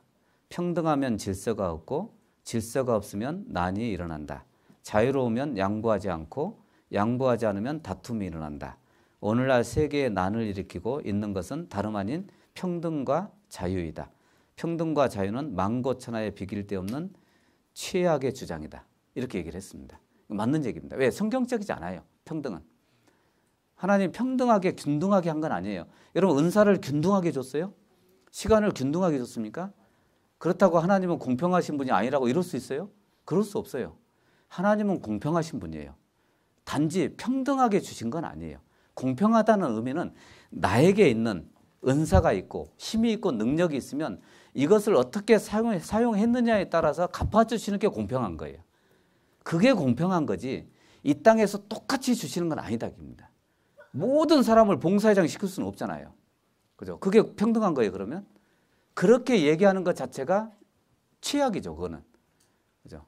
하나님은 그렇게 만드신 게 아니니까. 이 세상을 만드실 때도. 그러니까 우리가 시간을 활용하는 것도 그렇게 하셔야 돼요. 그러니까 우선순위를 정해란 얘기지. 크고 작은 거, 높고 낮은 걸 정해란 얘기지. 무겁고 가벼운 걸 정해란 얘기지. 평등하게 하라는 얘기는 아니에요. 교회에 쓰는 시간 똑같이 가정에다 쓰고 똑같이 회사에다 쓰고 이런 의미는 아니다. 상황이 다 다르니까. 어떤 분들은 정말 가족들이 구원받고 별로 걱정이 없는 분들이 있어요. 그런 분들은 교회의 일을 더 많이 하셔야 돼요. 그게 평등한 거예요. 많이 맡은 사람은 많이 달라고 하신다 그랬잖아요. 헌금도 그러잖아요. 헌금도 균등하게 내는 게 아니에요. 많이 번 사람은 많이 해야 돼요. 너무 당연하죠. 돈 있는 사람 더 많이 해야죠. 적게 번 사람 적게 하는 거죠. 그게 평등한 거죠. 그러니까 그 평등 사상이라는 개념 자체를 버리고 시간 개념을 그렇게 썼으면 좋겠습니다. 우선순위를 정해라 얘기해요. 무엇이 더 크고 무엇이 작고 어떤 게 더 무겁고 어떤 게 가볍고 어떤 게 먼저 해야 되고 어떤 걸 나중에 해도 되는지. 그죠? 나중에 해야 될 것 같으면 중요한 걸 먼저 해요. 그죠? 뭐 가족들 전도, 저는 그런 생각이 들어요. 가족 전도, 그거는 제일 앞서야 될 것 같아. 가장 전도하는 거 있잖아요. 물론 그렇다고 매 주마다 내 맡겨진 봉사가 있는데 그거 하지 않고 간다는 건 좀 의미가 안 되겠죠. 그것도 너무 극단적이겠죠. 하지만 가족들 전도하는 문제, 내 주변의 사람들 전도하는 문제만큼은 그 주간, 어떤 끼어있는 주간이 있으면 충분히 시간을 내고 어떤 문제보다 더 크게 생각하고. 그래서 우리 뭐 대집회를 앞두고 있으면 대집회 전날 주일은 뭐 운동도 안 하고 이렇게 하잖아요. 전도하러 가잖아요. 그죠? 왜? 그게 중요하니까. 그죠? 이렇게 다른 봉사도 좀 늦게까지 안 하거든요. 지방교회는 그렇게 하거든요. 전도하라고. 내일부터 대집회 있으니까 준비하자고. 이렇게 하거든요. 그러니까 개인적으로도 그렇게 했으면 좋겠습니다. 그러니까 우선순위를 잘 정했으면 좋겠어요. 그러니까 무엇이 먼저인지. 근데 그게 이 우선순위가 잘 안 정해지면 나중에 굉장히 후회합니다. 그리고 봉사를 해도 이상하게 걸려요. 마음에. 내가 할 일을 안 한 것 같은. 그러니까 교회에서는 굉장히 웃고 왔어요. 즐겁게 봉사했어요. 근데 한쪽 마음은 안 그래. 늘 걸려. 구원받지 않은 가족이 걸려요. 그죠? 봉사를 해도 걸리고 안 해도 걸리는 게 그거잖아요. 그죠? 늘 내 마음속 한쪽 구석에 늘 마치 그냥 짓누르고 있는 게 영혼 구원이잖아요. 가족들에 대한 영혼 구원이잖아요. 근데 내가 봉사를 열심히 해도 그건 안 없어져요. 늘 눌려요, 여기. 봉사를 안 해도 눌리고. 그건 어쩔 수 없습니다. 너무 당연한 거예요, 그게. 그런데 그 눌리는 마음을 그냥 무시하고 나는 봉사했으니까 이렇게 대체할 수는 없다 그 얘기입니다. 전도 안 한 것을 내 봉사한 것 때문에 대체하면 안 되잖아요. 거기다 끼워 맞추면 안 되잖아요. 그 시간을 나는 봉사했다고. 그거는 핑계가 될 수가 없어요. 하나님 앞에 가면.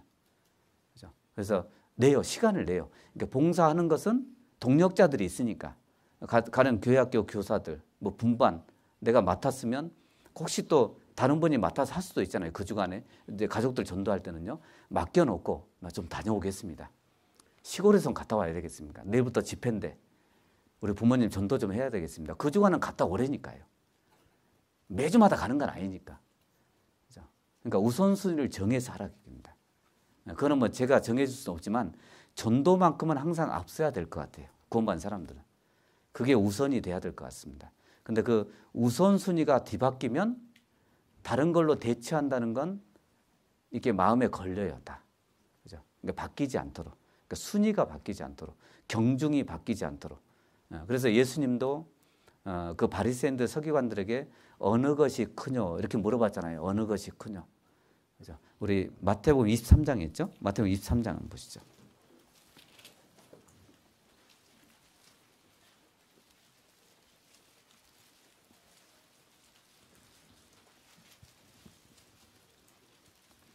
마태복음 23장입니다.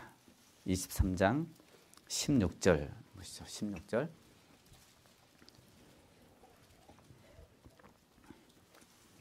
마태복음 23장 16절 제가 읽겠습니다. 화 있을진저 소경된 인도자여 너희가 말하되 누구든지 성전으로 맹세하면 아무 일을 얻거니와 성전에 금으로 맹세하면 지킬지라 하는도다. 17절 같이 읽죠. 우맹이요 소경들이여 어느 것이 크뇨 그 금이나 금을 거룩하게 하는 성전이냐. 18절 제가 읽겠습니다. 너희가 또 이르되 누구든지 제단으로 맹세하면 아무 일을 얻거니와 그 위에 있는 예물로 맹세하면 지킬지라 하는도다. 19절도 같이 읽죠. 소경들이여 어느 것이 크뇨 그 예물이냐 예물을 거룩하게 하는 제단이냐. 그러니까 어느 것이 크뇨.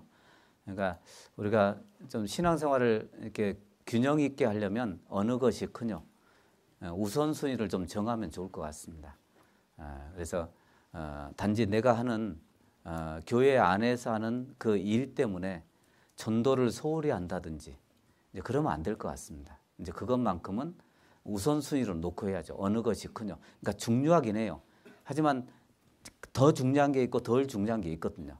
신앙생활 하다 보면 이게 본인이 알 거 아닙니까? 그래서 예수님도 어느 것이 크뇨. 성전이 크냐. 성전의 금덩어리가 더 크냐. 제단이 크냐. 예물이 더 크냐.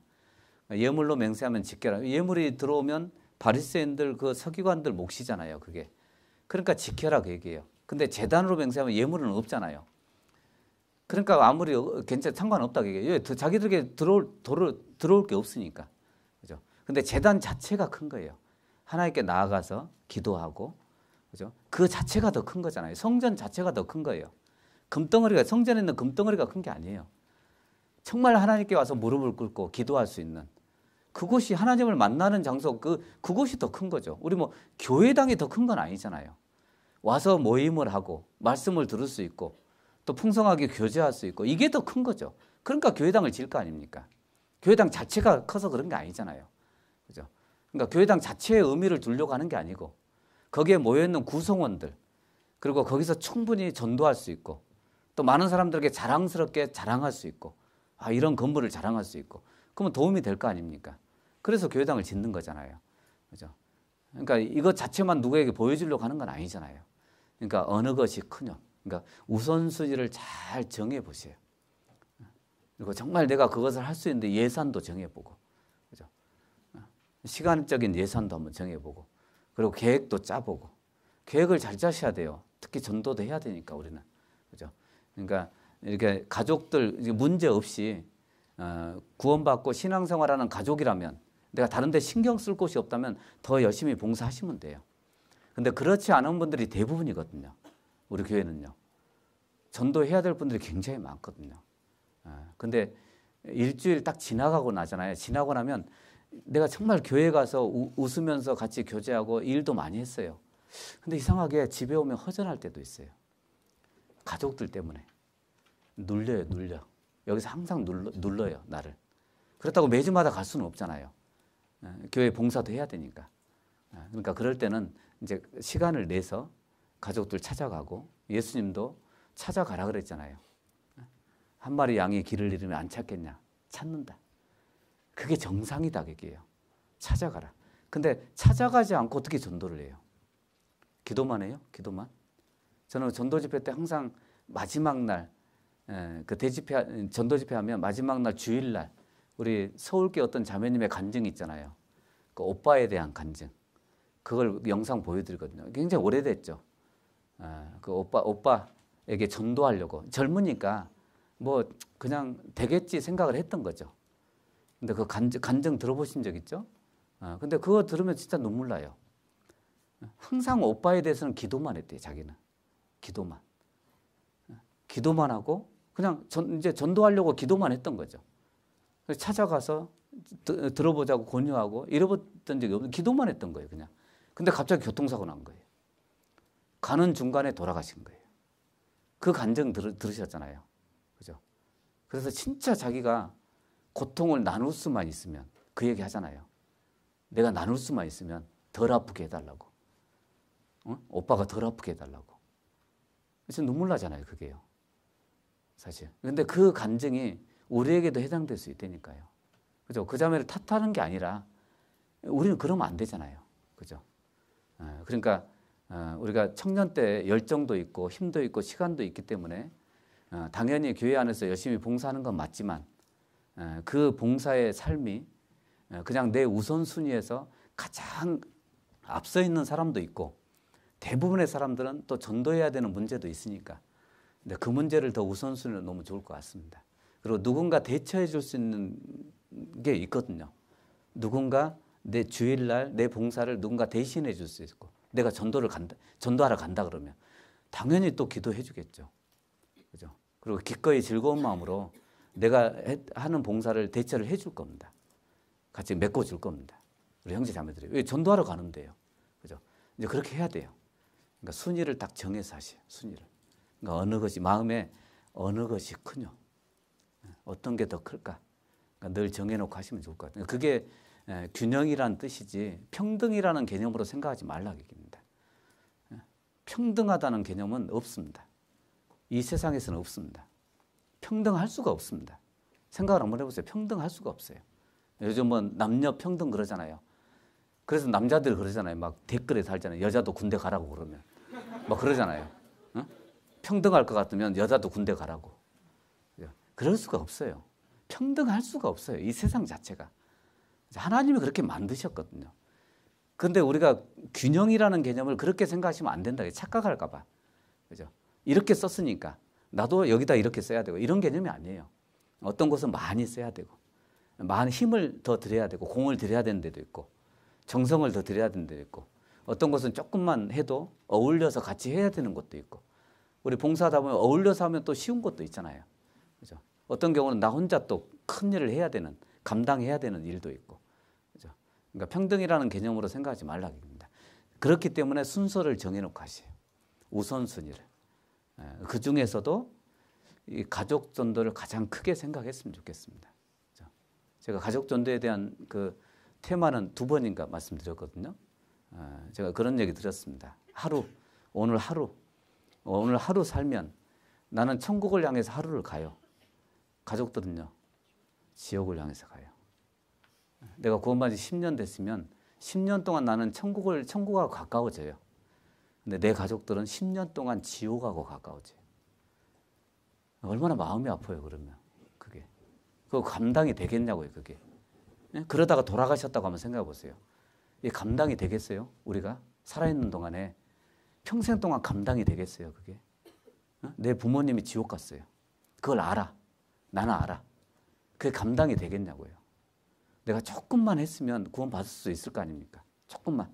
그 신들러처럼. 이거 팔면 몇 명 건졌을 텐데. 그러니까 조금이라도 했으면 건질 수 있는 사람 많거든요. 그러니까 순위를 딱 정해놓고 하시기 바랍니다. 그리고 이제 마지막으로 제가 말씀드렸던 좀 질서대로 조화롭게 하세요. 조화롭게. 그러니까 좀 조화가 있어야 되잖아요. 이상해요. 하나님이 만드신 걸 보면 조화가 있어요. 정말 아름답고 조화가 있습니다. 근데 인위적으로 만든 거 보면 그냥 잘 만들었다는 생각은 드는데 조화로운 건 별로 없어요. 뭔가 하나님은 여기다 갖다 놓고 여기다 갖다 놔도 조화롭게 갖다 놓으셨어요. 꽃을 만들어도 색깔도 사람이 그렇게 색깔을 흉내를 못 내잖아요. 그러니까 하나님이 하신 거잖아요. 그러니까 하나님의 속성이 조화와 질서예요. 그게 창세기 1장이에요. 뒤죽박죽인데 거기에 질서를 만들어 가시고 정말 조화롭게 하시고 그게 하나님이 하시는 일이에요. 그러니까 우리 신앙도 그렇게 했으면 좋겠습니다. 신앙생활도 우리 고린도전서 한번 보시죠. 고린도전서 14장 우리 40절 보시죠.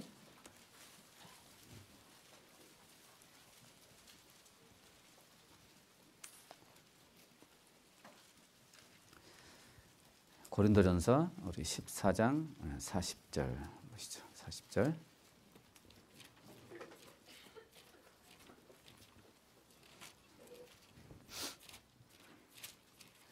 14장 40절에 찾으셨으면 40절만 같이 읽겠습니다.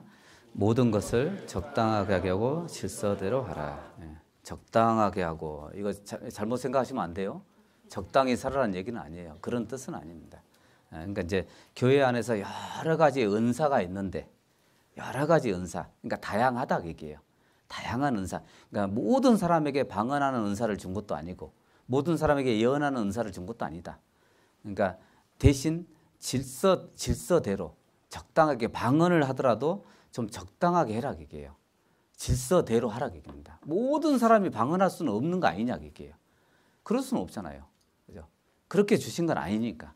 그러니까 적당하게 하라 얘기입니다.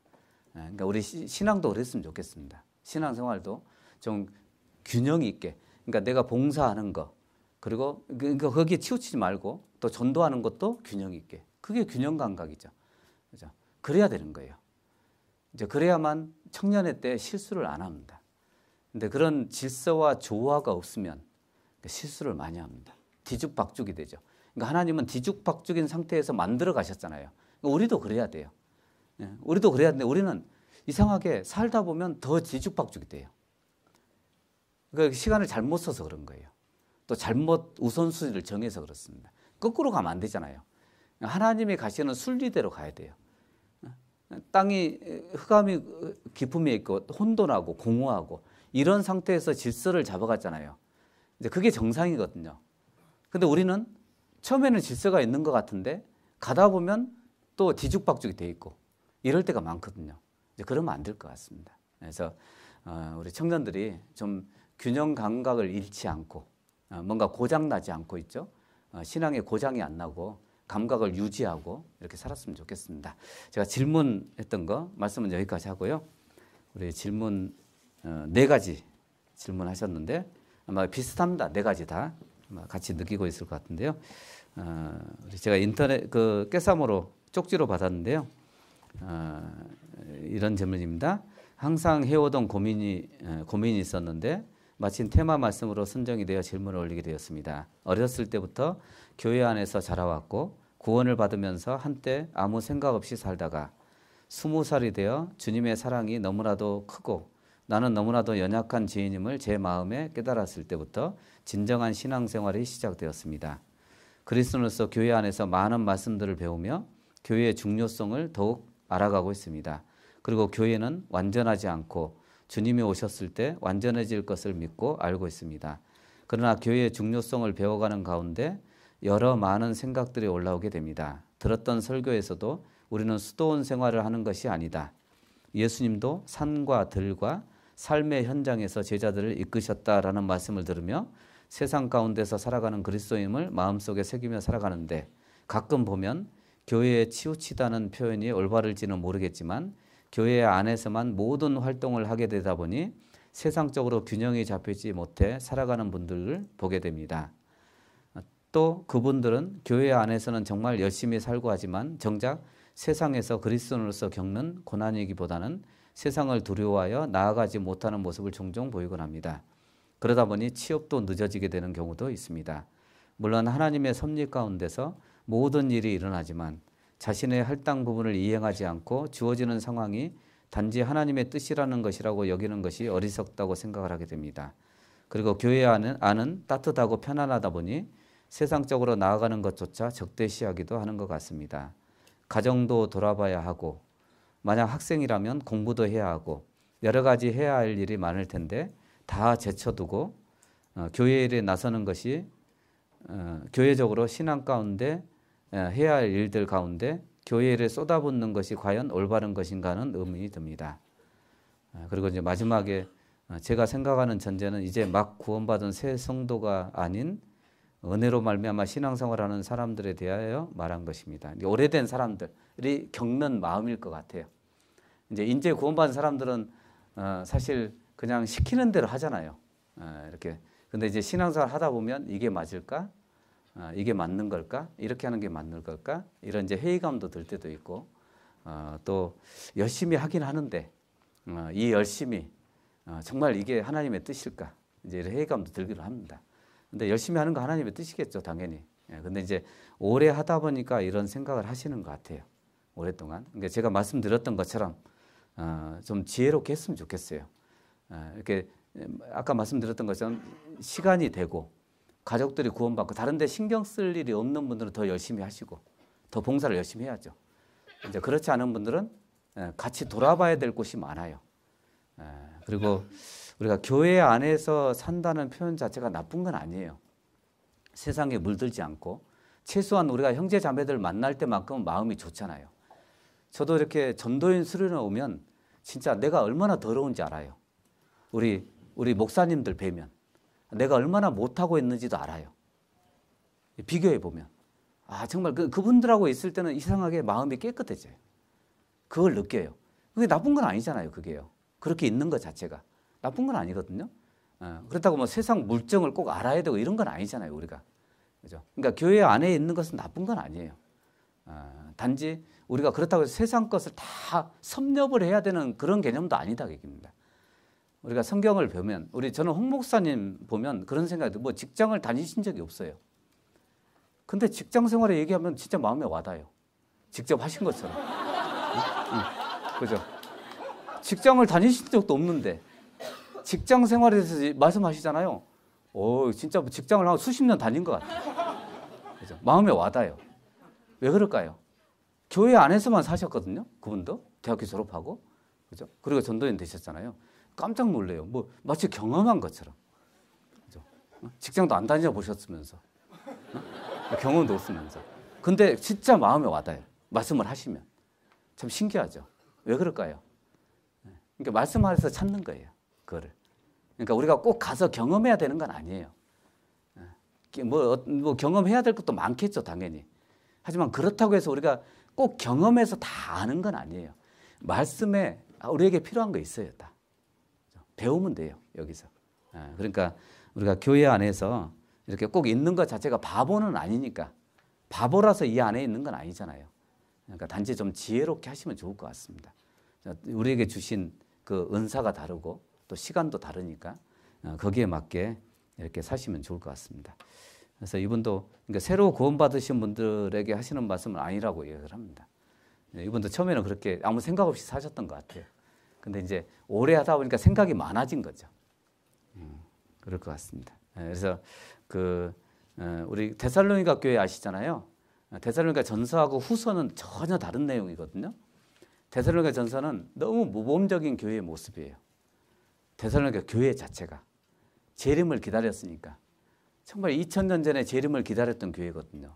너무 핍박도 심했고 우리 마게도냐 교회들 그러잖아요. 마게도냐 교회들이 어디냐면 빌립보 교회, 데살로니가 교회예요.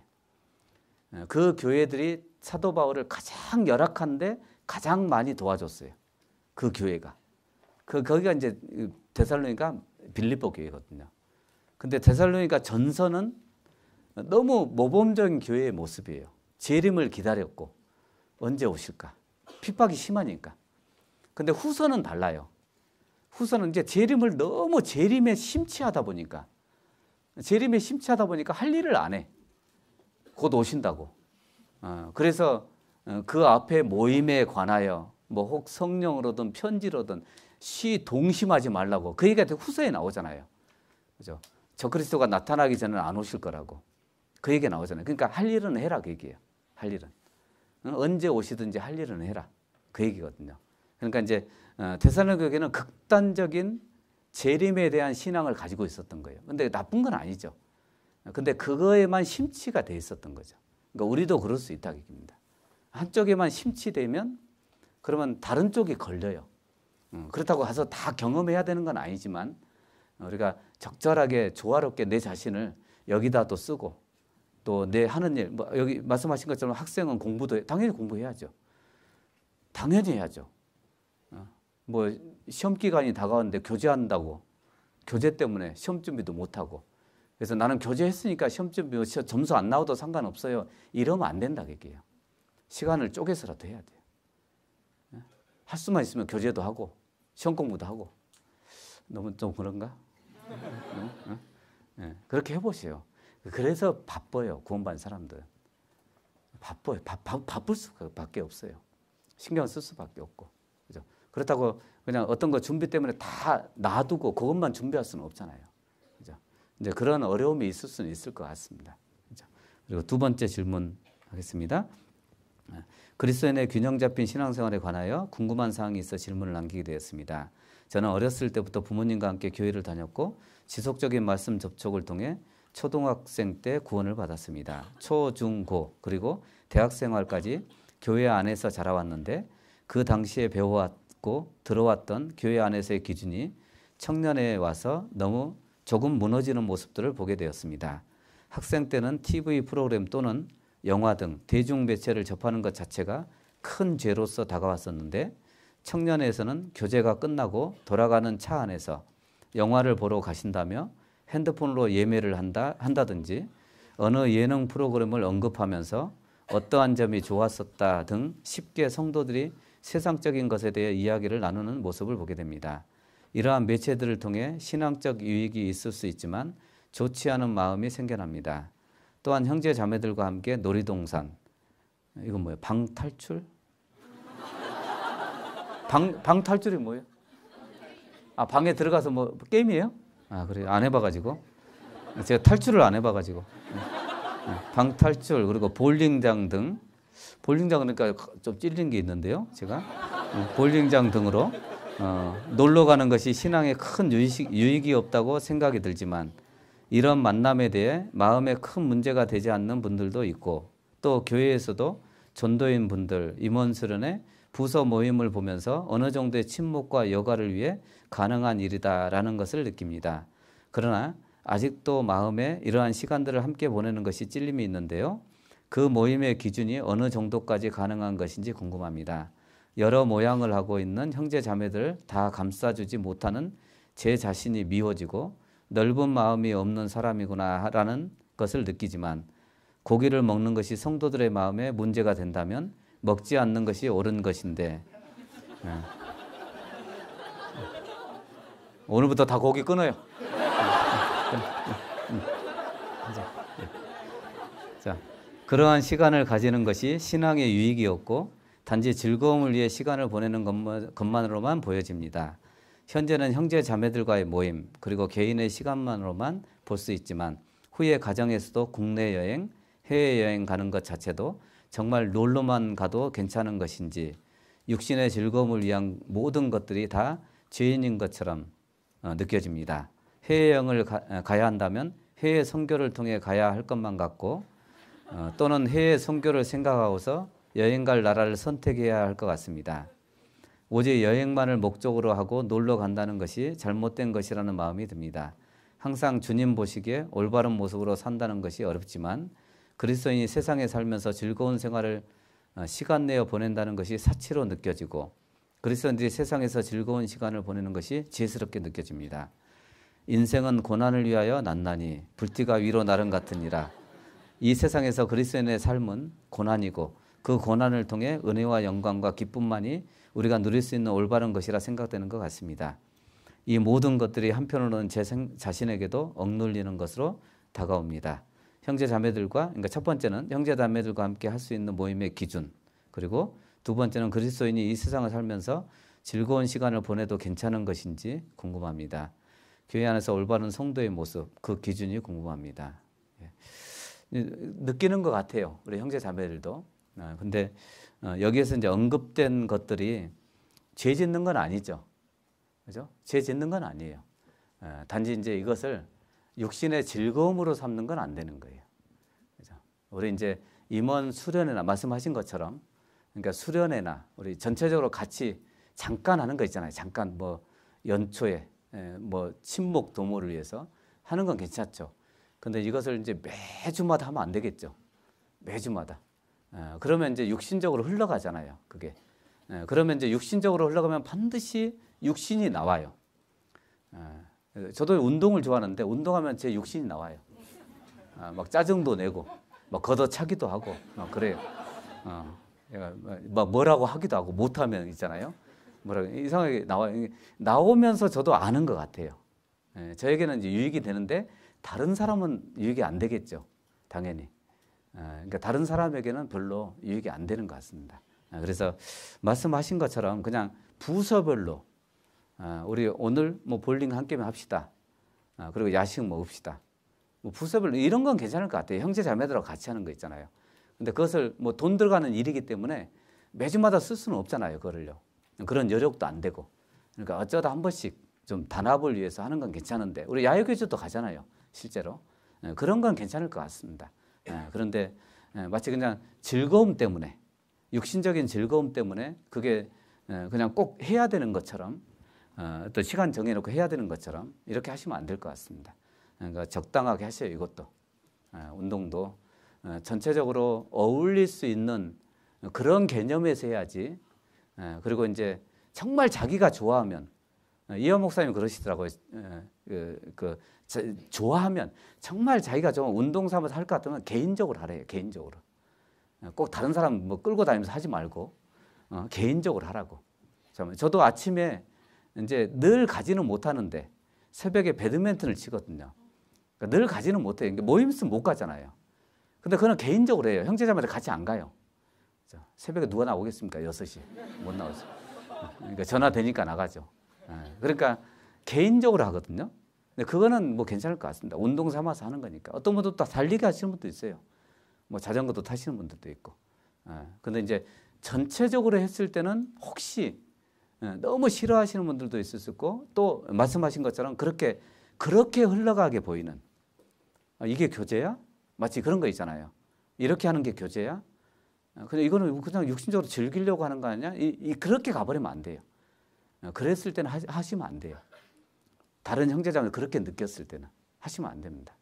그리고 해외여행이든 국내 여행이든 저는 진짜 처음에 저는 그 결혼했을 때 가장 결혼 신혼여행지가 그때 당시에 제주도였거든요. 제주도 이제 표까지 딱 끊었는데 자매가 돈 든다고 안 간다 그래서 속초로 갔어요. 속초. 신혼여행은 속초. 누가 속초로 갑니까? 여기 속초에서 오신 분들 좀 죄송한데 누가 속초로 신혼여행을 갑니까? 누가? 속초로. 그때 속초 성교원이 있었어요. 교회가 없었어요. 성교원이. 어떤 목사님이 집회하고 계셨어요. 토요일 날 갔더니. 전도 집회 했거든요. 가자마자 전도 집회 참석했어요. 가자마자. 토요일 날 가가지고 버스 타고 가가지고 전도 집회 참석했어요. 그리고 그 다음날 둘이 못 가고 목사님하고 형제들 어울려서 설악산 갔어요. 설악산. 거기서 목사님이 사진 찍어주고 주일날 말씀도 듣고 주일날 말씀 끝나고 제가 또 구원 간증도 하고 거기서. 그리고 둘이 보낸 시간은 딱 하루밖에 없었어요. 그 다음날. 그리고 왔어요. 제주도 꿈도 못 꿨어요. 그때는. 근데 그때는 다 제주도 갔거든요. 근데 신혼여행은 괜찮겠죠. 왜냐하면 제주도보다 더 싼 곳이 있어요. 해외도. 더 싸게 갈 수 있는 곳이 있어요. 제주도보다 더 싸요. 신혼여행은 괜찮아요. 하지만 정말 해외여행을 간다면 뭐 가족들하고 어울려서 가는 뭐 상관없겠죠. 하지만 누구한테 얘기는 하지 마세요. 얘기는. 왜냐하면 그렇지 않은 가정이 대부분이니까. 그죠? 뭐 무슨 여유가 있어서 가나? 이렇게 생각할 거 아닙니까? 그죠? 그러니까 그거 자체가 죄 짓는 건 아니지만 그걸로 인해서 죄를 짓게 하면 안 되잖아요. 다른 사람에게 문제를 주면 안 된다 얘기입니다. 그래서 가는 것 자체는 문제 안 됩니다. 혹시 이제 부모님 혹시 또 전도하기 위해서 뭐 괌 집회 이런 데 가잖아요. 그거 괜찮죠. 가서 그 관광도 시켜드리고 하거든요. 굉장히 유익되죠. 그거는요. 근데 이제 다른 목적, 오로지 놀러 가는 목적으로 가족들하고 어울려서 우리 해외여행 이번 여름에 가자. 뭐 학예수행회 때 가시면 안 되고, 그죠? 가는데 굳이 교회에다 광고할 필요는 없잖아요. 기도해 달라고 해외여행 갔다 오는데 뭐 그러면 안 되겠죠. 그러면 듣는 분들이 기도를 해주겠습니까? 마음에 문제가 되겠습니까? 그죠? 마음에 문제 되겠죠. 왜냐하면 자기들은 여력이 안 되거든요. 갈 수 있는 힘이 안 되잖아요. 그럴 만한 또 물질도 안 되고 그런 분들이 많거든요. 교회 안에서는. 그러니까 이제 그런 경우는 그냥 조용히 다녀오시든지 그냥 가족끼리만 대신 뭐 갔다 왔다고 선물 사오지 말고 티내지 말라 얘기해요. 그런 경우는 티내면 안 돼요. 그죠? 어떤 해외 출장 때문에 가는 건 괜찮지만 그래서 저는 이제 우리 형제자매들 출장을 가면 꼭 그런 얘기를 합니다. 아무것도 사오지 말라고 이렇게 얘기를 합니다. 그러면 꼭 사와요. 절대 사오지 말라 그래요. 절대 사오지 말라고. 그래야 꼭 사오거든요.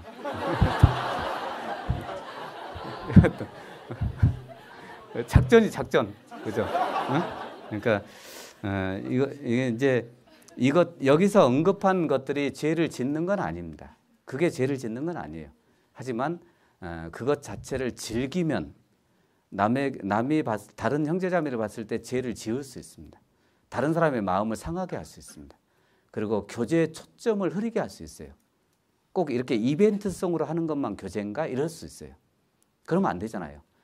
이게 사도행전에 있는 대로 말씀을 배우고 음식도 나누고 기도하고 이게 교제의 진정한 목적이지 이벤트성을 많이 만들어낸다고 형제 자매들이 신앙적으로 유익을 얻는 건 아닙니다. 잠깐 나올 수는 있는데 근데 꾸준히 가는 건 말씀이거든요.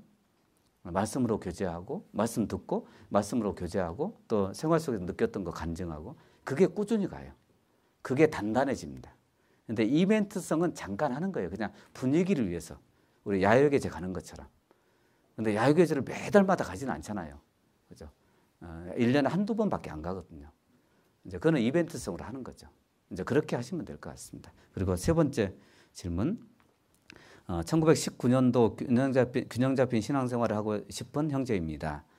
1919년도에는 대학생이 아닌 취업 준비생이 되는데 공무원 시험이나 여러 가지 시험을 준비해야 되는 입장에서 교제도 나가야 되고 전도도 해야 하고 말씀과 기도도 해야 되는데 모든 교제 다 나가고 싶은데 어떻게 하면 균형 잡힌 신앙생활을 할 수 있을까요? 그러니까 다 하고 싶은데 그죠? 근데 이런 것 같아요. 그러니까 하던 것을 끊고 나는 취업을 준비할게 이러시면 안 될 것 같아요. 안 그러면 영영 가버릴 수도 있습니다. 그런 분들 의외로 많습니다. 의외로 목사님 저는 이걸 공무원 준비를 해야 되는데 다 끊겠습니다. 이 기간 동안만 이거 준비를 하겠습니다. 그럼 합격을 했어요? 그럼 다시 돌아올 것 같잖아요. 안 돌아옵니다. 그런 분들이 의외로 많습니다. 그러니까 끈은 연결이 돼 있어야 돼요. 항상. 끈은. 주일날 봉사하는 거나 이런 건 좀 해줘야 되겠죠. 당연히. 그러니까 그냥 우리가 시간을 많이 낸다고 공부를 잘하는 건 아니었잖아요. 지금까지죠. 그죠? 학교 다닐 때 그랬잖아요. 시간이 많다고 공부 잘했어요? 그러면 시간 많은 애들이 공부를 잘해야 돼요. 그죠? 근데 그런 건 아니었어요. 이제 어느 정도 머리도 따라줘야 되고, 노력도 해야 되고, 그죠? 집중도 해야 되고. 그러니까 여러 가지 개념이 복합적으로 돼서 공부를 잘했던 거예요. 그죠? 취업도 마찬가지일 것 같습니다. 신앙생활을 놔서 오랫동안 준비한다고 취업이 잘 되는 건 아니에요. 그죠? 그러니까 이제 내 교회 생활 이것 자체는 놓으면 안 돼요. 놓으시면 안 돼요. 단지 조금 이제 평일날 좀 모이는 시간 이런 거 조금 뺄 수는 있어요. 하지만 주일 같은 데는 해줘야 돼요. 주말 같은 데는요. 정상적으로 해줘야 됩니다. 그리고 평일날 내가 도저히 시간이 안 돼서 공부를 해야 될 것 같으면 이제 같이 하시는 분들한테 얘기를 하면 되잖아요. 내가 이렇게 준비를 하고 있는데 이거 할 동안은 이렇게 하겠다고. 근데 노는 개념으로 하시면 안 된다 얘기해요. 놓는 개념. 끈 자체를 놔버리고 다른 끈을 잡으려고 하는. 그러면 합격은 할 수 있을 수는 있어요. 하지만 이제 반드시 원칙 자체가 모든 걸 놓고 시간 많다고 잘 되는 건 아니다 얘기입니다. 그게 꼭 원칙으로 정해진 건 아니잖아요. 그러니까 어떤 분들은 진짜 교회에서 할 거 다 하면서 합격되는 분들도 많아요. 공부 잘하시는 분들도 있고. 참 짜증나죠. 그런 분들 보면. 그죠? 머리가 좋아서 그러겠죠. 그런 분들도 있을 거고. 그러니까 아마 제 생각에는 이렇게 좀 시간을 잘 쓰시는 것 같아요. 그런 분들이. 사용을 잘 하시는 것 같습니다. 교회에서 할 거 하시면서도 또 집에 가면 또 공부도 하고 짬 시간에 이렇게 공부도 이렇게 하시는 것 같습니다. 그러니까 시간 자체를 잘 쓰시는 것 같아요. 그런 분들은. 마지막 질문 하겠습니다. 마지막 대학생 때 구원받은 형제입니다. 신앙생활 하면서 청년의 일정이 많다는 생각이 듭니다. 교회 안에 있으며 충성되이 살아가는 것이 마땅하지만 청년의 봉사, 청년회 그리고 봉사 등 모임을 다 가다 보면 한 달에 교회 가지 않는 날이 손에 꼽히네요. 그리고 교회에서 그 일정들을 고민하고 이끌어 가야 할 직분도 주셨습니다. 청년의 임원이구만요. 그렇죠? 점점 연차가 지날수록 나도 이 경쟁 사회에서 경쟁력을 갖춰야 할 텐데 하는 생각이 듭니다. 그러려면 어떻게 보면 학생 때보다 더 치열하게 공부해야 하는데 시간도 부족함을 느낍니다. 청년의 마음을 모으기 위해 하는 모임들, 청년 찬양의 밤, 연극 등 각 지교회에서도 많이 할 텐데 저 같은 경우는 오히려 그런 모임들 때문에 마음에 문제가 되고 답답한 마음으로 참석할 때가 많은 것 같습니다. 교회 와서 말씀으로 위로받고 교회를 통해서 하나님의 역사에 동참하고 말씀으로 힘을 얻고 살아갔으면 좋겠는데 교회 오면 약간 일만 하다 행정만 하다 돌아가는 느낌이어서 교회에 가면 답답한 마음이 들 때가 있습니다. 오히려 그런 모임들보다 말씀 묵상하는 시간을 더 갖고 말씀을 배우는 시간이 더 많았으면 좋겠는데 교회 오면 제2의 출근인 것 같은 기분에 버거울 때가 있습니다. 제 마음이 잘못됐다면 혼내주시고 힘있는 청년회가 되려면 어떻게 해야 하는지도 함께 알려주시면 감사하겠습니다. 우리 청년회 임원하시는 분인 것 같습니다. 여러 가지로 이제 직장에서 경쟁도 해야 되는, 사실 이 세상은 다 경쟁을 해야 되니까 참 어렵죠. 그리고 정말 구원받은 사람이 직장에서 거짓말하지 않고 아주 성실하게 일해도 인정을 못 받는 우리 그리스도인들 굉장히 많습니다. 오히려 일도 안 하고 아부하는 사람이 더 진급이 빠르고, 그러니까 세상은 그런 것 같습니다. 이제 그럴지라도 우리는 항상 배웠잖아요. 주님이 아신다는 그걸 배웠잖아요. 하나님이 아시겠지. 그러니까 세상 사람들에게 어떤 보상을 받으려고 하지 말고, 왜냐하면 세상 사람들은 보상을 해줘 봐야 그냥 이 세상에 속한 그런 보상만 해주거든요. 그래서 이분도 우리 여기 이제 질문하신 분도 아마 잘못된 생각은 아닌데 누구나 갖고 있는 그런 생각일 것 같습니다. 그래서 단지 이런 것 같아요. 그러니까 여기 이제 쓰신 것처럼 우리가 이제 저도 이렇게 설교를 하면 항상 형제 자매들에게 어머니가 일을 많이 하잖아요. 그래서 어머니의 임원들 하면 제가 일을 잘하려고 하지 말라 그러거든요. 일을 잘하려고 하면 진짜 왜 어떻게 일을 잘할까 이 생각밖에 안 하거든요. 그러니까 일을 잘하려고 하지 말고 마음이 좋아야 된다. 구원받은 사람들은. 그러니까 우리는 전문가가 필요한 게 아니고 교회 안에 어설퍼도 상관없거든요. 어설퍼도 주님이 사용하시면 되잖아요. 근데 꼭 전문가처럼 해야 될 건 아니잖아요. 구원받은 사람들이. 연극을 해도 저는 좀 어설픈 게 더 재밌더라고요. 완벽하게 하는 것보다. 그죠? 오히려 그게 더 재밌어요. 그죠? 그러니까 완벽하게 하려면 여기 있으면 안 되죠. KBS나 뭐 이런 데 가야죠. 그 사람들처럼 하려면 그렇게 해야죠. 근데 우리는 그런 사람들이 아니잖아요. 연예인이 아니잖아요. 우리는 전문가가 아니잖아요. 단지 마음의 전문가가 되면 좋거든요. 이제 그러기 위해서 여기서 질문하신 것처럼 교회에 오면 뭔가 행사만 하다 간 거예요. 뭔가 뭐 일만 하다 가는 느낌 있잖아요. 그런 것보다 이제 그것도 하고 잠깐 짬이라도 내서 같이 진지하게 교제할 수 있는, 그러니까 마음의 교제 있잖아요. 어려운 게 있을 거 아닙니까? 근데 의외로 우리는 봉사나 일하다 보니까 그 사람 마음을 헤아려 주지 못하는 게 굉장히 많습니다. 그래서 우리 연말 되면 있죠. 늘 느끼는 게 그거예요. 연말 되면 임원 뽑을 때 안 하겠습니다. 내년에는. 이런 분들이 있어요. 근데 그런 분들의 대부분의 마음이 어떠냐면 힘들어. 지쳐 있거든요. 그러니까 뭐가 지쳐 있냐면 말씀 듣는 거 뭐 이런 게 지쳐 있는 게 아니고 일하는 게 지쳐 있는 거예요. 왜? 거기에 치우쳐서만 살았으니까 그래요. 그죠? 그래서 우리 청년들도 이게 모이면 있죠. 모이면 그러니까 봉사에 대한 것은 봉사할 때는 하지만 정말 모였을 때는 진지하게 마음도 들어줄 수 있는, 그러니까 주변에서 그렇게 만들어 가야 돼요. 그 사람의 마음도 들어줄 수 있고 어떤 어려움이 있는지. 구원받은 지 오래된 사람이라고 문제가 없는 건 아니잖아요. 말 못하는 사정도 있을 거 아닙니까? 또 기도해 줘야 되는 것도 있을 거고. 그러면 마음을 쭉 들어주면요. 정말 마음이 녹아요. 이렇게 이해를, 그러니까 공감을 해준다고 얘기입니다. 형제 자매들이. 그러면 일하는 건 문제가 안 되거든요. 마음으로 하니까. 그러니까 마음이 준비되면 일은 문제가 안 돼요. 근데 이제 일은 잘하는데 마음이 안 돼 있으면 지칩니다. 그러니까 이렇게 할 수밖에 없어요. 이제 지쳐서. 그러면 갔다 오면 내가 뭐 했지? 그래요. 그런 생각밖에 안 들어요. 일은 많이 했는데. 그래서 우리 청년회 혹시 그래서 뭐 부서별 모임하고 이렇게 작은 모임들이 있을 거 아닙니까? 그때만큼은 진지하게 교제를 하셔야 됩니다. 진지한 간증도 하고 마음에 있는 것도 좀 내놓고 그리고 또 한 가지는 들어주는 걸 잘 하셔야 돼요. 잘 들어줘요. 말을 많이 하려고 하지 말고 상대방 말을 잘 들어줘요. 그러면 말하면서 다 알아요. 상담이 그런 거잖아요. 상담이 말하면서 알아요. 본인이 알아요. 그러면 해결돼서 갑니다. 어떤 경우는요. 진짜 저도 상담 많이 하잖아요. 형제자매도 와서 상담을 해요. 근데 저는 들어준 거밖에 없어요. 앉아서. 뭐 얘기를 안 했어요. 그런데 나중에 간증 들어보면 그때 상담해서 다 풀렸다 그래요. 뭐 내가 얘기해 준 게 없는데 얘기도 안 해줬는데 풀렸대. 왜 그런지 알아요? 자기가 다 얘기했어요. 자기가. 근데 그런 기회가 없는 거예요. 그럴 기회가. 지쳐있는 마음에 대한 표현할 수 있는 기회가 없는 거예요. 그 다음날 와서 또 그 봉사를 해야 되는 거예요. 똑같은 일을. 그 다음날 와서 또 행사 준비를 해야 되는 거예요. 그럴 기회가 없는 거죠. 마음에 있는 토해낼 수 있는 기회가 없는 거죠. 그러니까 토했을 때 하나님도 다윗이 토했을 때 의롭다고 해줬거든요. 이 속에 있는 거 탁 토해냈을 때요. 그러니까 우리도 토해냈을 때 해결되는 게 대부분입니다. 그걸 잘 들어주시면 하면 돼요.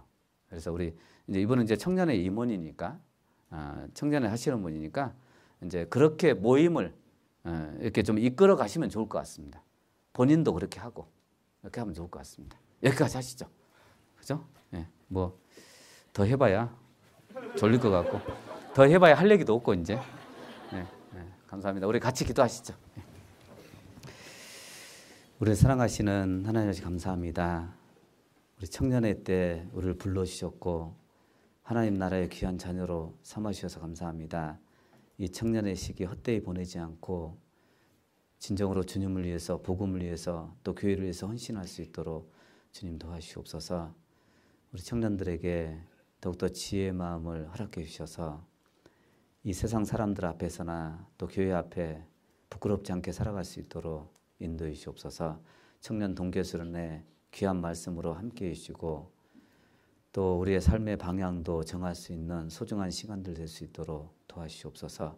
모든 것 주님께 맡기고자 합니다. 우리를 죄악 가운데서 구원해 주신 예수님의 이름으로 기도드렸습니다. 아멘. 네, 감사합니다.